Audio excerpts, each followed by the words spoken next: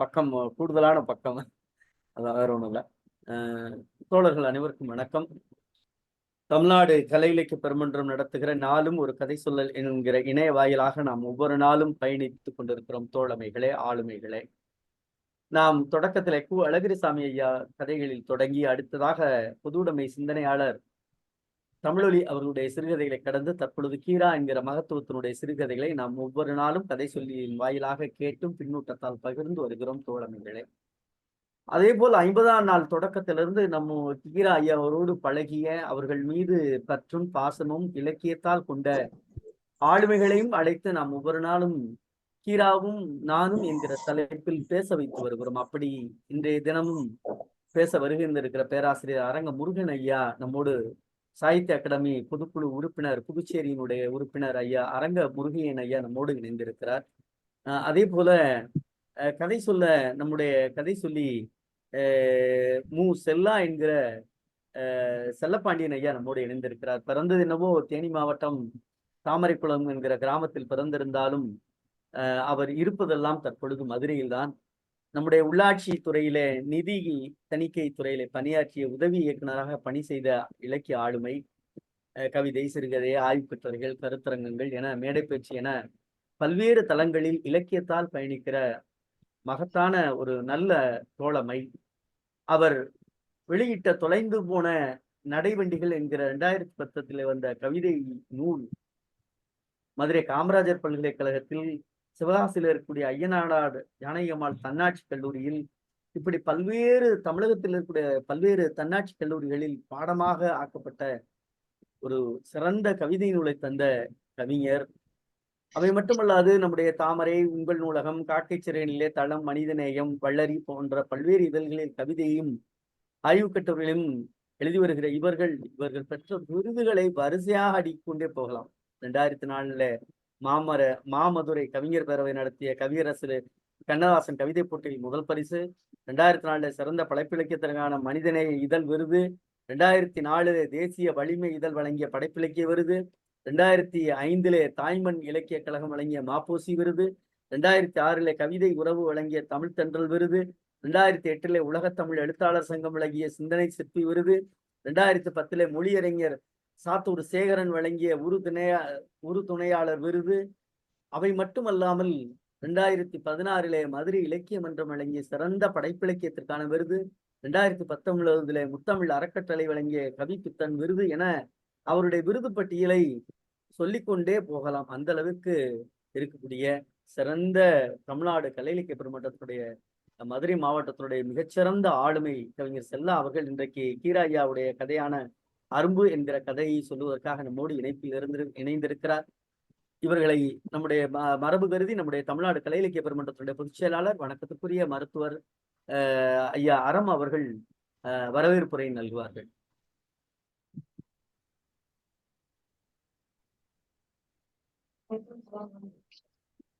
தோழர்கள் அனைவருக்கும் வணக்கம். இன்றைய தினம் 67வது நாள். நாம் இன்றைய சிறப்பு விருந்தினர் வந்து கீராவோடு புதுச்சேரியில் பழகிய பேராசிரியர் அரங்க முருகையன் அவர்கள் வந்து லாஸ்பேட்டையில் உள்ள கல்லூரியில் தமிழ் துறையில் அவர் பணிபுரிகிறார். சாகித்ய அகாடமி பொதுக்குழு உறுப்பினர். பல்வேறு தலைப்புகளில் ஆய்வு கட்டுரைகள் நிறைய சமர்ப்பித்துள்ளார். அவருடைய அந்த பகுதியை அவர் வசிக்கும் பகுதியில் வாசிப்பு பழக்கத்தையும் கலை இலக்கிய செயல்பாடுகளையும் பல்வேறு அமைப்புகளுடன் சேர்ந்து முன்னெடுத்து வருகிறார். உலக தமிழ் பண்பாட்டு இயக்கத்தின் இந்திய கிளையின் செயலாளராக செயல்பட்டு வருகிறார். கீராவோடு பழகிய அந்த நாட்களை, அந்த நினைவுகளை, எழுத்தில் வராத அனுபவங்களை இங்கே பகிருமாறு அவரை தமிழ்நாடு கலை இலக்கிய பெருமன்றத்தின் சார்பாக மிகுந்த அன்போடு வரவேற்கிறேன். அவர் தன்னுடைய அனுபவத்தை நம்மிடையே பகிருமாறு அன்புடன் கேட்டுக்கொள்கிறேன். தமிழ்நாடு கலை இலக்கிய பெருமன்றத்தினுடைய அமைப்பிலே இருந்து எங்களுடைய அன்பிற்கு மதிப்பிற்கும் பாத்திரமான ஐயா ஓசை கம்மியா இருக்கிற மாதிரி இருக்குங்க. கொஞ்சம் ஒருவேளை 2 செல்லு ஆன்ல வச்சிருக்கீங்களோ? ஒரு செல்ல பக்கத்துல வைக்க சொல்லிருங்க. ஏன்னா 2 செல் ஆன்ல இருக்கிறதுனால என்னன்னு தெரியல. குரல் ஐயா நான் கேட்கல. கரெக்டா பிரபாகர் ஐயா சொல்றாங்க. கேட்கல. என் ஐயா பேசுனது சுத்தர காதுல கேட்கல. ஒரு எதிரொலி எக்கோ மாதிரி கேக்குது. அதான் 2 செல் ஆன்ல இருந்தா இன்னொரு கனெக்ட் ஆன்ல இருந்தா அப்படி இருக்கும். அதை கொஞ்சம் தள்ளி வைக்கணும். வேற ஒண்ணும் கிடையாது. ஆஃப் பண்ணி தள்ளி வச்சா சரியாயிடும்.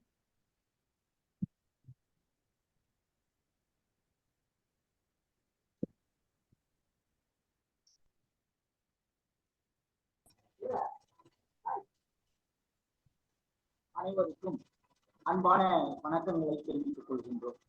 ஏன் இப்போ சரியா இருக்குங்களா? பேசுறது இப்ப எல்லாருக்கும் கேக்குதுங்களா? இன்னும் கொஞ்சம் ஒலி இன்னும் கொஞ்சம் ஒலி கூடலாம். கொஞ்சம் கிட்டக்க வாங்க ஐயா. பேராசிரியரை கொஞ்சம் கிட்டக்க வாங்க. நீங்க ரொம்ப தள்ளி இருக்கீங்க. கிட்டக்க வாங்க. ஏன்னா உங்க செல்லுக்கும் உங்களுக்கும் அதுக்கும் ரொம்ப இடைவெளி இருக்கு. வேற ஒண்ணும் இல்ல.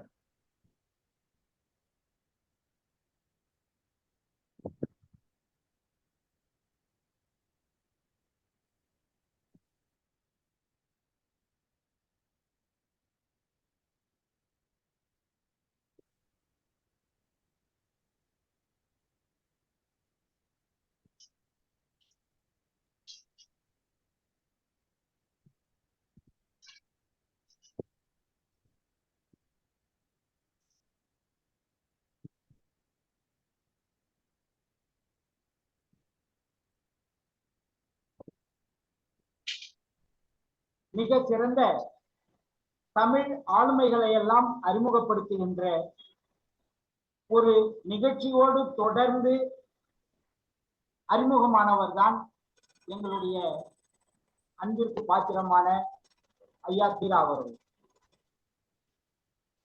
தீரா அவர்களுடைய நூற்றாண்டு விழாவை தொடர்ந்து அவர்களை பற்றிய கருத்துக்களையும் அவர்களுடைய எழுத்துக்களையும் தமிழகம் முழுவதும் அல்லது இன்றைக்கு உலகம் முழுவதும் இருக்கக்கூடிய தமிழர்களுக்கு அதை மீட்டு தந்து கொண்டிருக்கக்கூடிய தமிழ்நாடு கலை இலக்கிய பெருமன்றத்தினுடைய அத்துணை பேராசிரியர்கள், அறிஞர் பெருமக்கள், இன்றைக்கு இந்த நிகழ்ச்சியிலே கலந்து கொண்டிருக்கக்கூடிய எங்களுடைய தீரா அவர்களுடைய குடும்பத்தார், அண்ணன் பிரபா அவர்கள் அனைவருக்கும் ஐயா வணக்கம். வணக்கம் ஐயா. என்னுடைய அன்பான வணக்கத்தினை நான் இந்த நேரத்திலே பதிவு செய்ய விரும்புகின்றேன். தீரா ஐயா அவர்களுடைய நட்பு என்பது இலக்கிய உலகத்திலே எங்களுக்கெல்லாம் கிடைத்திருக்கக்கூடிய ஒரு மிகப்பெரிய வாய்ப்பு, அல்லது இதெல்லாம் நாம் நம்முடைய வாழ்க்கையை சந்தித்தவர்கள் தானா என்று மீண்டும் மீண்டும் வந்து வியக்கக்கூடிய ஒரு மிகப்பெரிய ஆச்சரியத்துக்குரிய ஒன்று. 1989 நாங்கள் புதுவை பல்கலைக்கழக தமிழியல் துறையிலே முதல் அணி மாணவர்களாக 6 பேர் சேர்ந்தோம் எம்ஏ படிப்பதற்கு. 2ஆம் ஆண்டு எம்ஏ படிக்கின்ற பொழுது இது போன்ற ஒரு செப்டம்பர் மாதம் தான், நன்றாக நினைவிருக்கிறது. செப்டம்பர் மாதத்திலே எங்களுடைய தமிழியல் துறையினுடைய பேராசிரியர், துறை தலைவர் காப்பா அரவாணன் அவர்கள்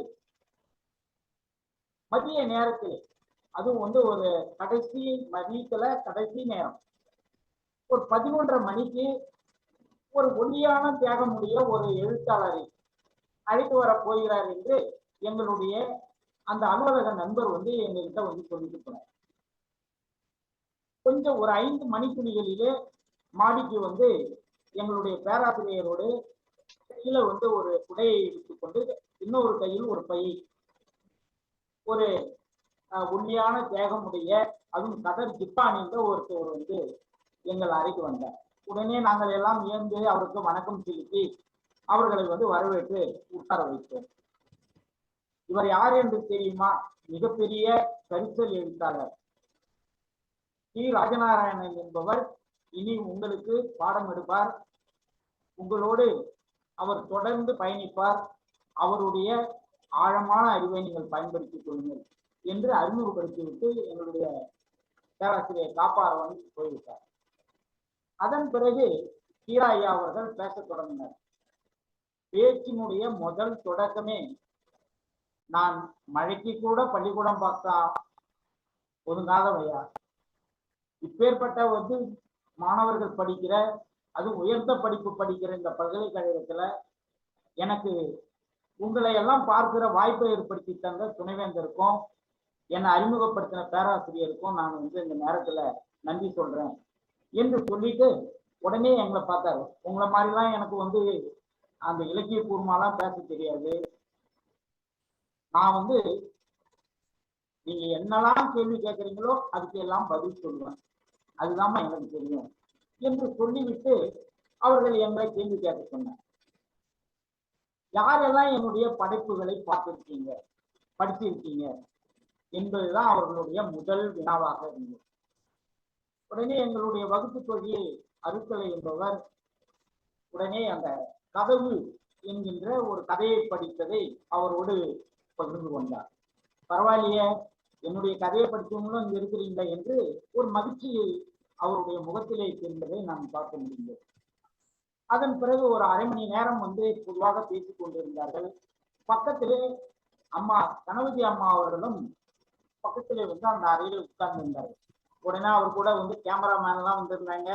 பட்டு பட்டுன்னு கீரா ஐயா பேசுவதை வந்து படம் எடுத்தார்கள். எடுத்துக்கொண்டே அன்றைய வகுப்பு போய்விட்டது. மறுநாள் அதே நேரத்திற்கு கீரா ஐயா அவர்கள் வந்து வந்தார்கள்.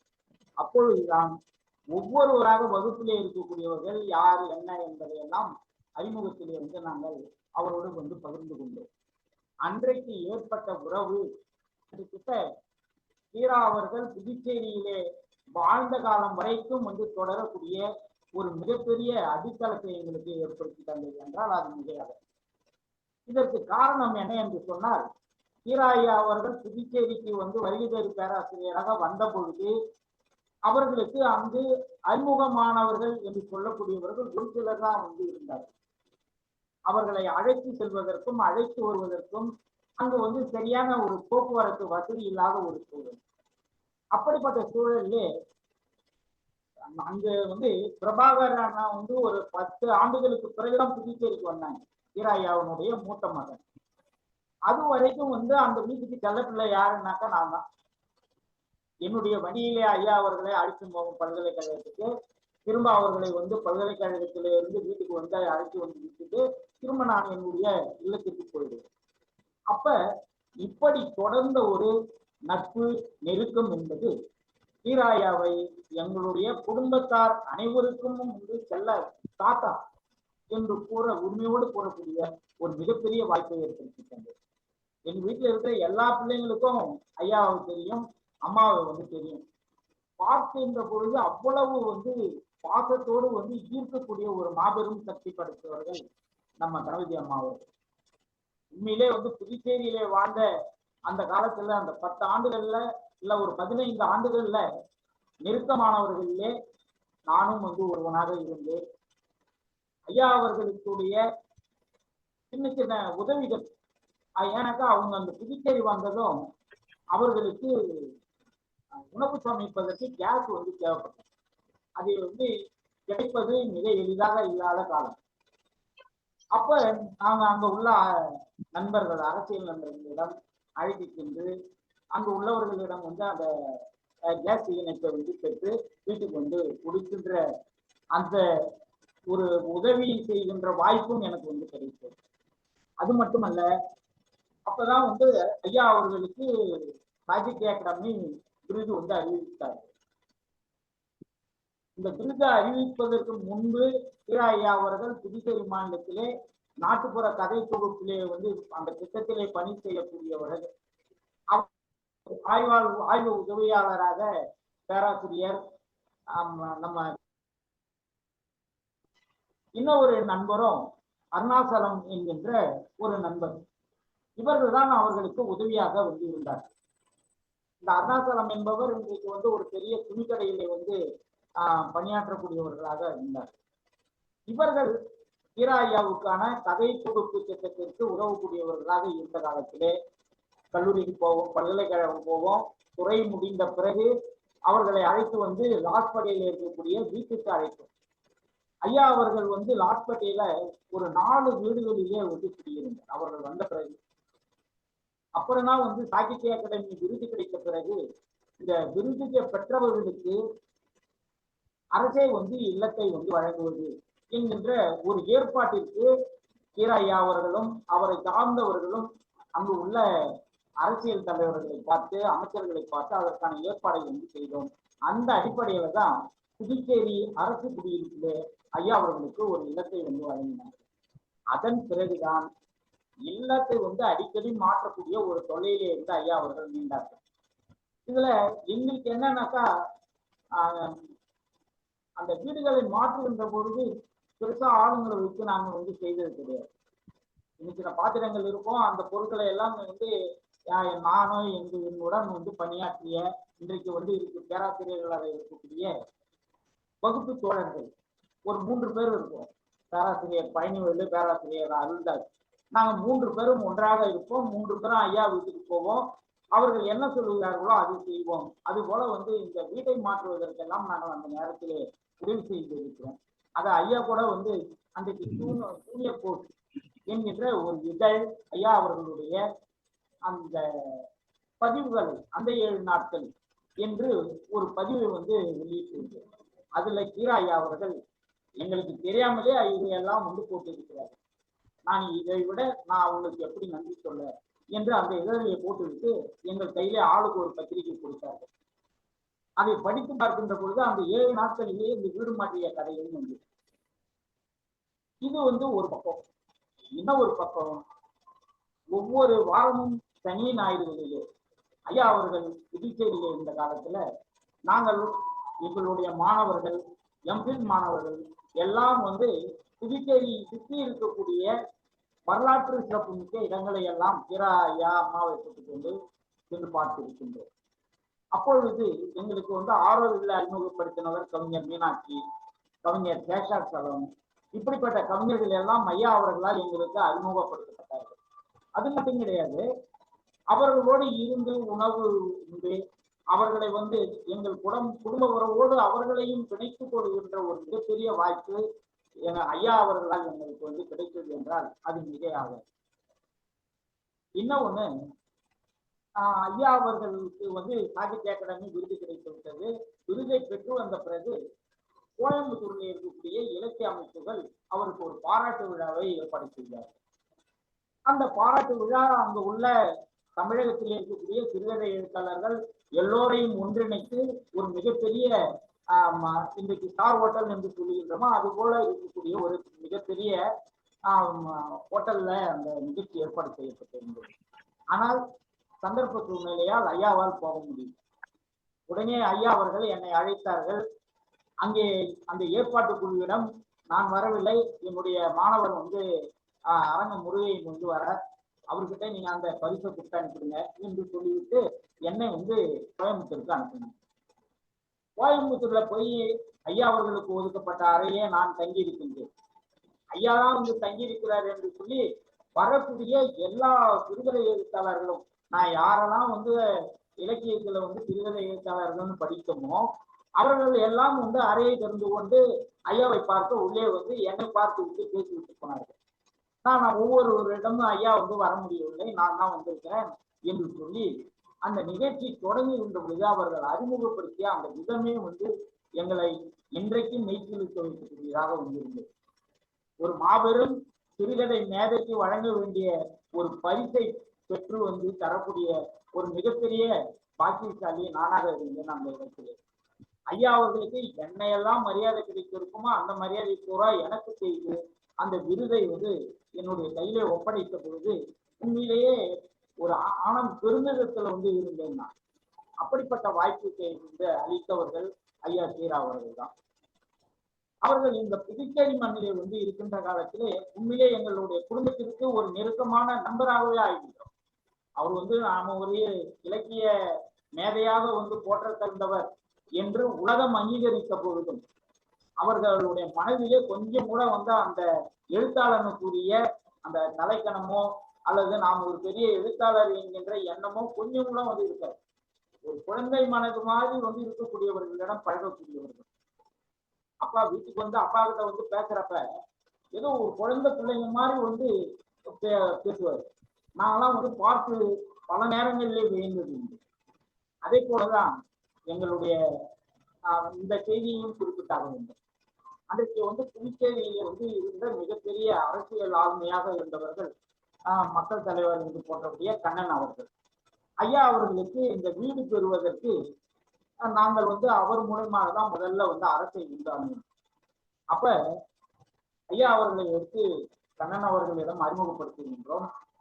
அப்ப ஐயா வந்து முருகையன் எடுத்து வந்து அறிமுகப்படுத்துறாரு.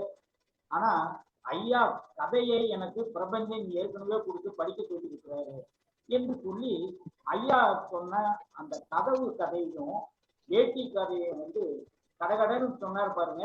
உடனே ஐயா இருந்து, ஐயா நான் வந்து நீங்க அரசியல்வாதி நினைச்சேன், ஆனா நீங்க இவ்வளவு பெரிய இலக்கிய ஆர்வம் கொண்ட அரசியல்வாதி என்று தெரியாது என்று அவர்களை வந்து புகழ்ந்து சொன்னார்கள். உடனே அவர்களுக்குள்ளே வந்து ஒரு மிகப்பெரிய நட்பு அன்றைக்கு வந்து ஏற்பட்டது. அந்த அடிப்படையில தான் ஐயாவுக்கு அங்க வந்து வீடு பெறுவதற்கு அரசு சார்ந்த அதிகாரிகள் எல்லாம் மிகப்பெரிய உதவி வந்து செய்தார்கள். இன்னொன்று, ஐயாவுக்கு இருக்கக்கூடிய மிக பெருந்தன்மை எது என்று சொன்னால், தன்னை பார்க்க வரக்கூடிய திரைப்பட துறை சார்ந்தவர்களை வீட்டுக்கு வருகிறார்கள் என்று சொன்னால் முதல் நாள்ல என்கிட்ட சொல்லிடுவார், நாளைக்கு 4 மணிக்கு வந்து பாக்கியராஜ் வர்றாரு, 11 மணிக்கு வந்து நம்ம பார்த்திபன் வந்து வீட்டுக்கு வர்றாரு, அதனால வந்துருங்க என்று சொல்லுவார். சந்தர்ப்ப சூழ்நிலை எப்படி இருக்குன்னு பாருங்க, சங்கர்பிச்சான் வர்றாரு, இப்படி சொல்லி எங்களை முன்கூட்டியே வர வைத்திருக்கிறார்கள். அவர்களோடு அளவலாகி அவர்களோடு பேசுவதற்கான வாய்ப்பையும் நாங்கள் ஐயா அவர்களால் வந்து பெற்றோம். அந்த அடிப்படையில தான் புதுச்சேரி மாநிலத்திலே ஐயா அவர்களுக்கு நாங்கள் வந்து 80வது ஆண்டை வந்து கொண்டாட வேண்டும் என்று முடிவு செய்தோம். அன்றைக்கு தமிழ்நாட்டிலே இருந்த மிகப்பெரிய ஆளுமைகள் எல்லாம் நம்முடைய நடிகர் பார்த்திபன் அவர்களுடைய ஏற்பாட்டின் பேரிலே சங்கர்பச்சான் அவர்களுடைய சிறப்பான அந்த ஏற்பாட்டோடு கருத்தரங்கை ஏற்பாடு செய்து அங்கு ஒரு மிகப்பெரிய நூல் வந்து வெளிவந்தது. அதே சமகாலத்திலே புதுச்சேரி மண்ணிலே ஐயா அவர்களுக்கு விழா எடுக்க வேண்டும் என்று சொல்லி அங்கு இருந்த மாணவர்கள் எல்லாம் ஒன்றிணைந்து தீரா என்பது என்கின்ற ஒரு கருத்தரங்கை நாங்கள் வந்து நடத்தினோம். இதுதான் அந்த கருத்தரங்க நூல். அந்த தீரா என்பது என்கின்ற இந்த நூலை நாங்கள் வெளியிடுகின்ற பொழுது தீராயா அம்மா மற்றும் அங்கு இருந்த தமிழ் அறிஞர்கள் எல்லோரையும் வந்து ஒருங்கிணைத்து அங்கு வந்து தீரா அவர்களை அழைத்து அந்த நிகழ்ச்சியை நாங்கள் நடத்தினோம். புதுச்சேரி மண்ணில் தீராயா அவர்கள் வந்து இயல்பாக வந்து இருக்கக்கூடிய மண்ணின் மனத்தோடு எழுதுவதுதான் எழுத்து என்று எழுதி வந்தவர்கள். ஆனால் புதுச்சேரி மண்ணிலே இருந்த நம்முடைய தூய தமிழ் பேசுகின்ற அறிஞர் பெருமக்கள் ஐயா அவர்கள் வட்டார தமிழில் வந்து பயன்படுத்தக்கூடியவர்கள். அப்ப ஒரு கருத்து மோதல் இந்த 2 பேருக்கும் வந்து இருந்தது. ஐயா நம்மனாக்கா அவர் வந்து பேச்சு தமிழ்ல வந்து எழுதக்கூடியவர் என்று சொன்ன அறிஞர்களுக்கும் இவருக்கும் வந்து ஒரு மிகப்பெரிய பிணக்கு இருந்தது அந்த காலத்தில். அப்ப நாங்கள் புதுச்சேரியில, அதுவும் எங்க ஊர்ல நான் வந்து தென்னிந்திய அளவிலே ஒரு மிகப்பெரிய கருத்தரங்கத்தை ஏற்பாடு செய்திருக்கிறேன். ஐந்தமிழ் ஆய்வாளர் மன்றம், அது மதுரையை தலைமையாக கொண்டிருக்கக்கூடிய ஒரு அமைப்பு. அன்றைக்கு இருந்த முனைவர் பட்ட ஆய்வாளர்கள் எல்லாம் ஒன்றிணைந்து அந்த அமைப்பை நாங்கள் ஏற்பாடு செய்தோம். அதுல தென்னிந்திய அளவிலான கருத்தரங்கை நான் இந்த புதுச்சேரியில, அதுவும் நான் பிறந்த ஊர்ல ஏற்பாடு செய்தோம். 120 பேருக்கு தமிழகம் கேரளாவில இருந்து வந்து கலந்து கொண்ட அந்த கருத்தரங்க நான் ஒரு அமர்வை இந்த புதுச்சேரி மண்ணிலே இருக்கக்கூடிய தமிழறிஞர்களுக்கும் தீரா ஐயாவையும் அழைத்து அங்க வந்து இவர்களை எல்லாம் ஒன்றாக வந்து சங்கமிக்க செய்தோம்.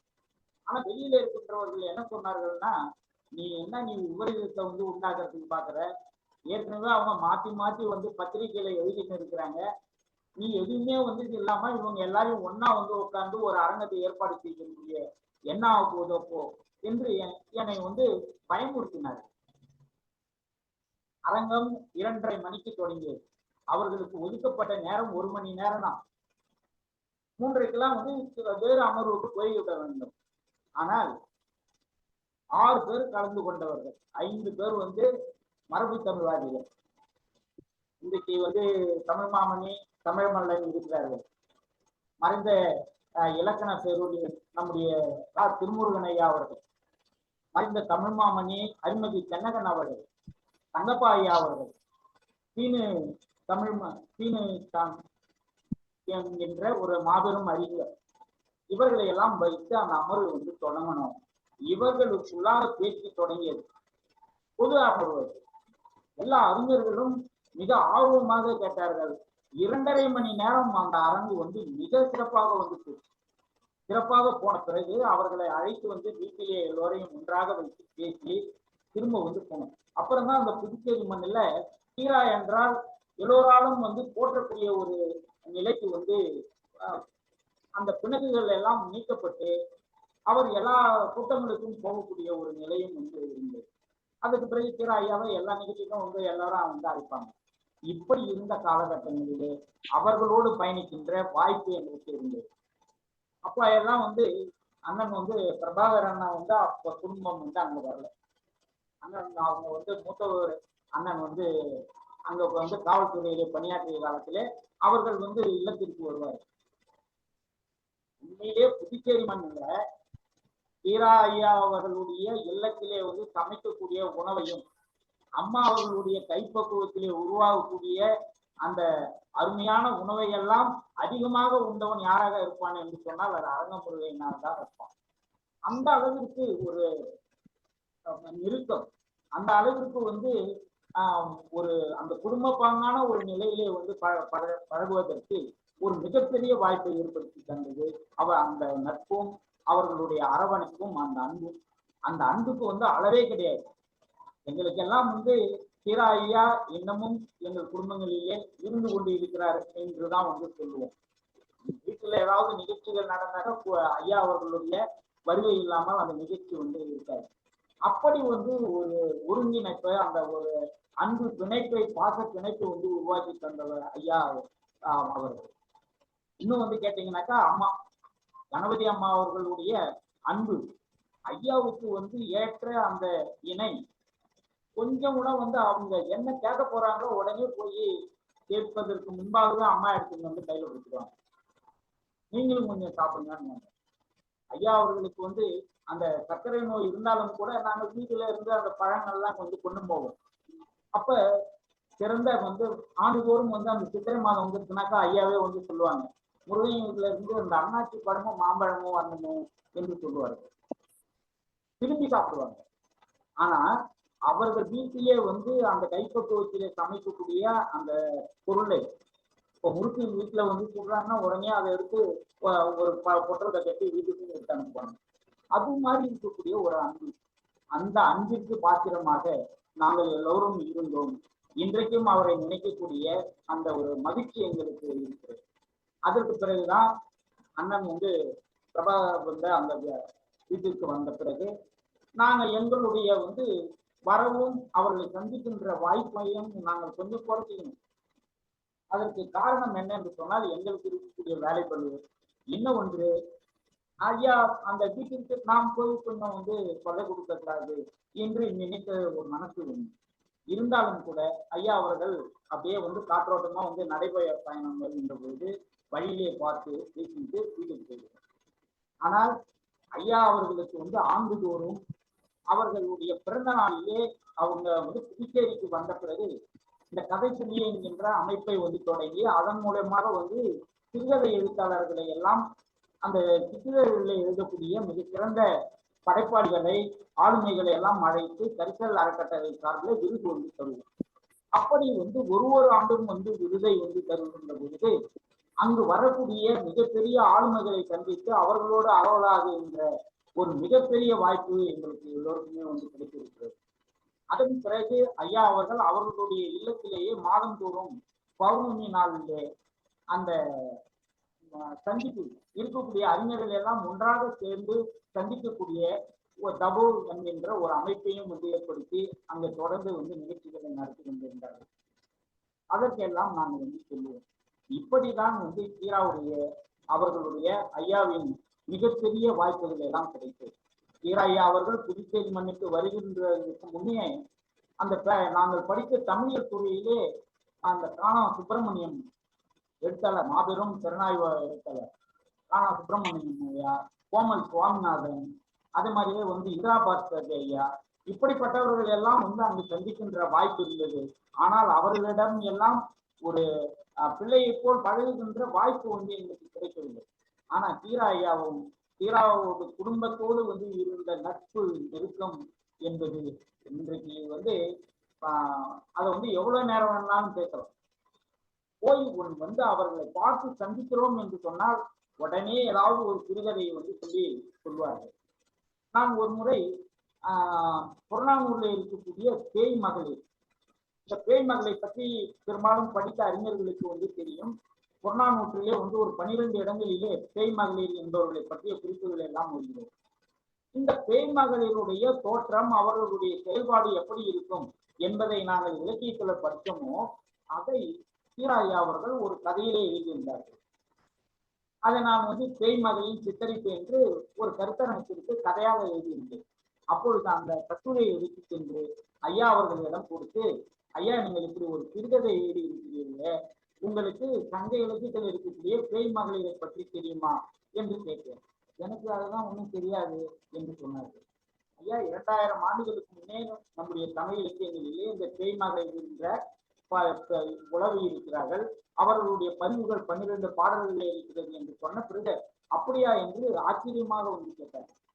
இது போல பல விஷயங்கள் வந்து நம்முடைய மண்ணிலே என்ன இருக்கிறதோ அதை அவர்களுடைய சிறுகதையிலே வந்து கையாண்டு இருக்கின்ற முறையும் அதை வெளிப்படுத்தி இருக்கின்ற மாண்பையும் கண்டு நாங்கள் பலமுறை வேண்டு போயிருக்கின்றோம்.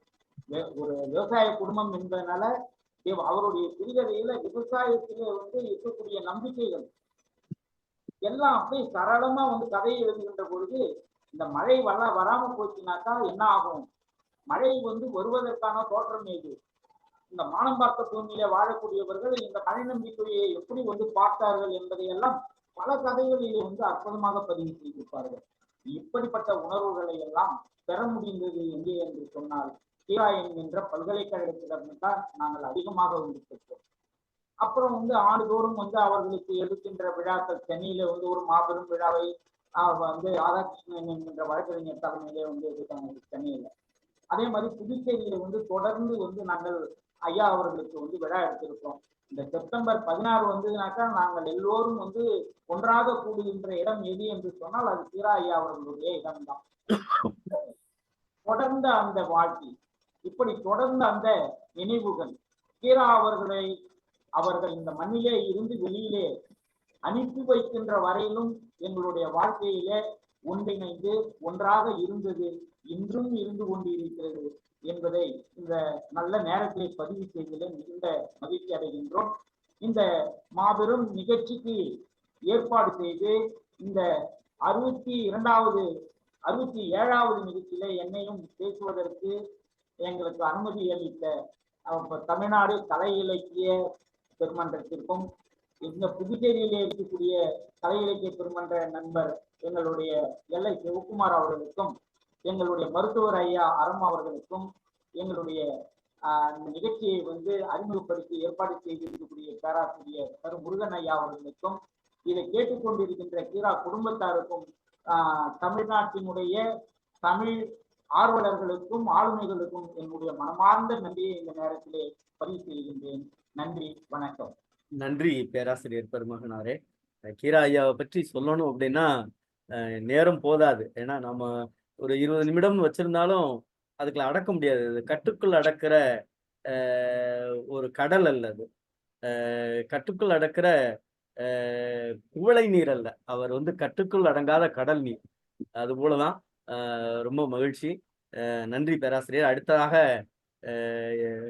எங்களுடைய நான் நேசிக்கிற, மிகவும் மதிக்கிற, போற்றுகிற, மனதில் பட்டதை தைரியமாக பேசுகிற கலை இலக்கிய பெருமன்றத்தினுடைய ஒரு மகத்தான ஒரு ஆளுமை மு. செல்லா அவர்கள் இப்பொழுது நம்மோடு அரும்பாக பயணிப்பார். பேரன்புக்குரிய தமிழ்நாடு கலை இலக்கிய பெருமன்றத்தினுடைய பெருமக்கள் அனைவரையும் அன்போடு வணங்கி மகிழ்கிறேன். பேராசிரியர், நல்லா ஒளி சரியா இருக்குங்களா? ஒளி அளவு சரியா இருக்கா? இன்னும் கொஞ்சம் உங்க சவுண்டு கூட கேட்கலாமோன்னு தோணுது. அப்படியா? ரொம்ப தள்ளி போயிட்டீங்க. கொஞ்சம் கிட்டக்க வாங்க. மைக் எடுத்துறேன்.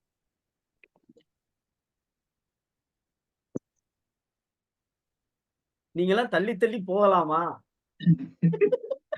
இந்த 67ஆம் நாள் கதை சொல்லல் நிகழ்ச்சிக்காக மிக அருமையான ஏற்பாடுகளை தொடர்ந்து செய்து வருகிற பாராட்டுக்குரிய நமது கலை இலக்கிய பெருமன்றத்தினுடைய பொதுச் செயலாளர் மருத்துவர் அறம் அவர்களுக்கும்,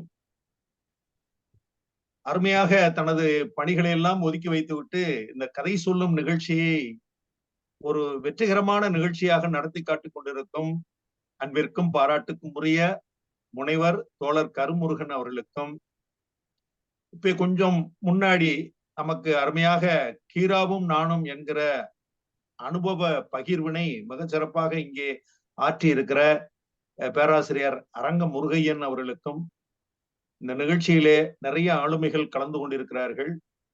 தோழமைக்குரிய TSN அவர்கள், தோழர் சிவசுப்பிரமணியன் அவர்கள், நமது முன்னாள் பொதுச் செயலாளர் தோழர் ரவீந்திர பாரதி அவர்கள், கீரா அவர்களின் புதல்வர் தோழர் பிரபாகரன் அவர்கள், கவிஞர் மஞ்சுளா அவர்கள், கவிஞர் மலர்மகள் அவர்கள், சாத்தூர் கணேசன் அவர்கள், இன்னும் நிறைய ஆளுமைகள் இணைந்திருக்கிறார்கள். உங்கள் அனைவருக்கும் எனது நெஞ்சம் நிறைந்த வணக்கத்தினை தெரிவித்துக் கொள்கிறேன். காலம் போதாத நேரமாக இருக்கிறது, ஆகவே கொஞ்சம் விரைவுபடுத்துகிறேன். அன்பிற்கும் பாராட்டுக்கும் உரிய தோழர்களே, நமது முனைவர் முருகன் அவர்கள் என்னை கதை சொல்ல அழைத்த போது, என்ன கதை நீங்கள் மீதம் இருக்கிற கதைகளிலே எதை சொல்கிறீர்கள் என்று சொன்னார்கள். அது உங்களுடைய தேர்வு ஐயா அப்படி என்று சொன்னேன். அரும்பு என்கிற ஒரு கதையை எனக்கு ஒதுக்கீடு செய்திருக்கிறார். அந்த கதை 16 பக்கங்களை கொண்ட ஒரு சிறுகதையாக இல்லாமல் ஒரு குறு நாவலையுமாகவும் இல்லாமல் இருக்கிற ஒரு அற்புதமான ஒரு கதை. அந்த கதையை தேர்வு செய்து அளித்த நமது முனைவர் முருகன் அவர்களுக்கு நெஞ்சார்ந்த நன்றி. நண்பர்களே, சிறுகதை சொல்லும் விதத்திலே ஒரு 3 முறைகள் இருப்பதை நாம் நன்கு அறிவோம். கதையிலே இருக்கிற ஒரு கதாபாத்திரம் பேசுவதாக அமைகிற ஒரு முறை, அல்லது கதை சொல்லி தானே கதையை நகர்த்துகிற ஒரு முறை, அல்லது மூன்றாவதாக ஒரு குரல் உள்ளிருந்து நடத்துவதாக ஒரு முறை. இந்த 3 முறைகளிலே இந்த அரும்பு என்கிற இந்த அருமையான கதையை கீரா அவர்கள் ஒரு புதிய முறையாக, கதை சொல்லியாகவும் இல்லாமல், மூன்றாவது ஆளாகவும் இல்லாமல், ஒரு அற்புத நடையிலே இதை கொண்டு செல்வதை நான் இதை வாசித்த போது உணர்ந்தேன். சிறுகதை எழுதுகிற ஒவ்வொருவருக்கும் தெரியும், அந்த நடை என்பது நாம் எதிர்பார்க்கிற முறையில் அமையாது. ஆனால் ஒரு பெரும் மரமாக, உலகத்தின் மாபெரும் கதை சொல்லியாக இருக்கிற நமது ஐயா கீரா அவர்களுக்கு இது பெரிய வரமாக அமைந்திருக்கிறது. அவர் நினைத்த நடையிலே அற்புதமாக சொல்லக்கூடிய ஒரு ஆற்றல் இருக்கிறது என்பதற்கு இந்த ஒரு கதையே மிக பெரும் சான்றாக அமைகிறது. பெரிய கதை சொல்லியை ஒரு குட்டி கதை சொல்லி இப்போது நான் எடுத்துக்கொண்டு நான் பேச இருக்கிறேன். அன்புக்குரிய நண்பர்களே, அரும்பு என்கிற இந்த கதை குறுமலை என்கிற ஒரு மலையை நோக்கி செல்கின்ற 7 இளம் கிழடுகள், அப்படிதான் சொல்றாரு ஐயா. அப்படின்னா என்ன அர்த்தம்? சீனியர் சிட்டிசன் ஆயிட்டாங்க, ஆனால் மனதால் இன்னும் இளைஞராகவே இருக்கிற ஒரு 7 பேர். அவர்கள் அந்த குறுமலை என்று சொல்லக்கூடிய சிறிய மலையை நோக்கி செல்கிற விதத்திலே ஏற்படுகிற அனுபவங்களை சொல்லிக்கொண்டே வரும்போது, அந்த 7 பேருக்குமான தகுதி நிலைகளையும் அவர்களுடைய குண அம்சங்களையும் கதையோடு சொல்லிக்கொண்டே வருகிறார். யார் சொல்வது? கதை சொல்லியாகவும் எடுத்துக்கொள்ளலாம். அந்த 7 பேர் என்பதிலே இந்த கதையிலே 6 பேரை நாம் அடையாளம் காண முடியும். ஆனால் ஒருவரை மட்டும் பேர் சொல்லாமலே விடப்பட்டிருப்பதை ஒட்டி நாம் எவ்வாறு எடுத்துக்கொள்ள முடியும் என்று சொன்னால், அந்த ஒருவர் கீராவாகத்தான் இருக்க முடியும் என்பதை அந்த கதை சொல்லியாக அல்லது கதையினுடைய ஒரு பாத்திரமாக தன்னை பாவித்துக் கொண்டு எழுதியிருக்கிற விதத்திலே நாம் கண்டுகொள்ளலாம். மலையப்பன் என்கிறவர் ஒருவர், ராகவையா என்கிறவர், ரங்கசாமி என்கிறவர், சந்திரன் என்கின்ற திங்களனார், சுப்பையா மற்றும் கந்தையா என்கிற 6 பேரை குறித்து விட்டு, ஆனால் நாங்கள் அந்த மலையை நோக்கி போகும்போது சப்த ரிஷி மண்டலம் போல நாங்கள் 7 பேராக போனோம் என்று கதை சொல்கிறார். இன்னொரு இடத்திலே 7 முனி வட்டம், அதாவது உலக விஷயங்களை, தங்களுடைய அனுபவ பகிர்களை 7 பேரும் அவ்வப்போது சந்தித்து பேசிக் கொள்வதால் அவர்களை 7 முனி வட்டம் என்றும் அவரே அழைத்துக் கொள்கிறார். இந்த கதையில அந்த குறுமலையை நோக்கி போகும்போது அந்த கதாபாத்திரங்களிலே வருகிற 6 பேரை பற்றியும் மிக சுருக்கமாகவும் தெளிவாகவும் கருத்துரையை சொல்லுகிறார். அதில் முதலாவதாக இருக்கிற மலையப்பன் என்பவர் உரத்த மௌனத்திற்கு சொந்தக்காரர். அவர் பிறர் சொல்லுவதை கேட்பதை தவிர அவர் பெருசாக எதுவும் சொல்லுவதில்லை. ராகவையா என்பவர் ஒரு கம்பு வைத்திருப்பார், ஆனா கம்புல நடக்க மாட்டாரா. டானா கம்பு என்கிறதை சுழட்டி கொண்டே அவர் நடந்துகிற ஒரு வேடிக்கையான ஒரு மனிதர். மூன்றாவதாக சொல்லக்கூடிய ரங்கசாமி என்பவர், அவருடைய அழைப்பிலே தான் இந்த 7 பேரும் ஒன்று கூடுகிறார்கள். ஆனால் எந்த கிராமம் என்று அவர் இந்த கதையிலே குறிப்பிடவில்லை. குறுமலை என்கிற ஒரு பெயரை வைத்து இது எங்கே இருக்கிறது என்பதை அறிந்து கொள்ள முடிகிறது. அந்த 6 பேரை ரங்கசாமி என்கிற இந்த கதாபாத்திரமாக சொல்லப்படுகிற ரங்கசாமி என்பவர் தனது விருந்தினராக 2 ஆண்டுகளுக்கு ஒரு முறை அழைத்து அவர்களுடன் கூடி பேசி மகிழ்வது என்பது அவர்களுடைய வாடிக்கையாக இருக்கிறது. அவ்வாறு இருக்கும்போது ஒரு முறை இந்த 7 பேரும் போகிறார்கள், மலைக்கு போகிறார்கள். இந்த ரங்கசாமிக்கு அடுத்ததாக இருக்கிற சந்திரன் என்கின்ற திங்களனார், அவருடைய கதாபாத்திரத்தை மிக நேர்த்தியாக அவர் கீரா அவர்கள் கதை சொல்லுகிறார்.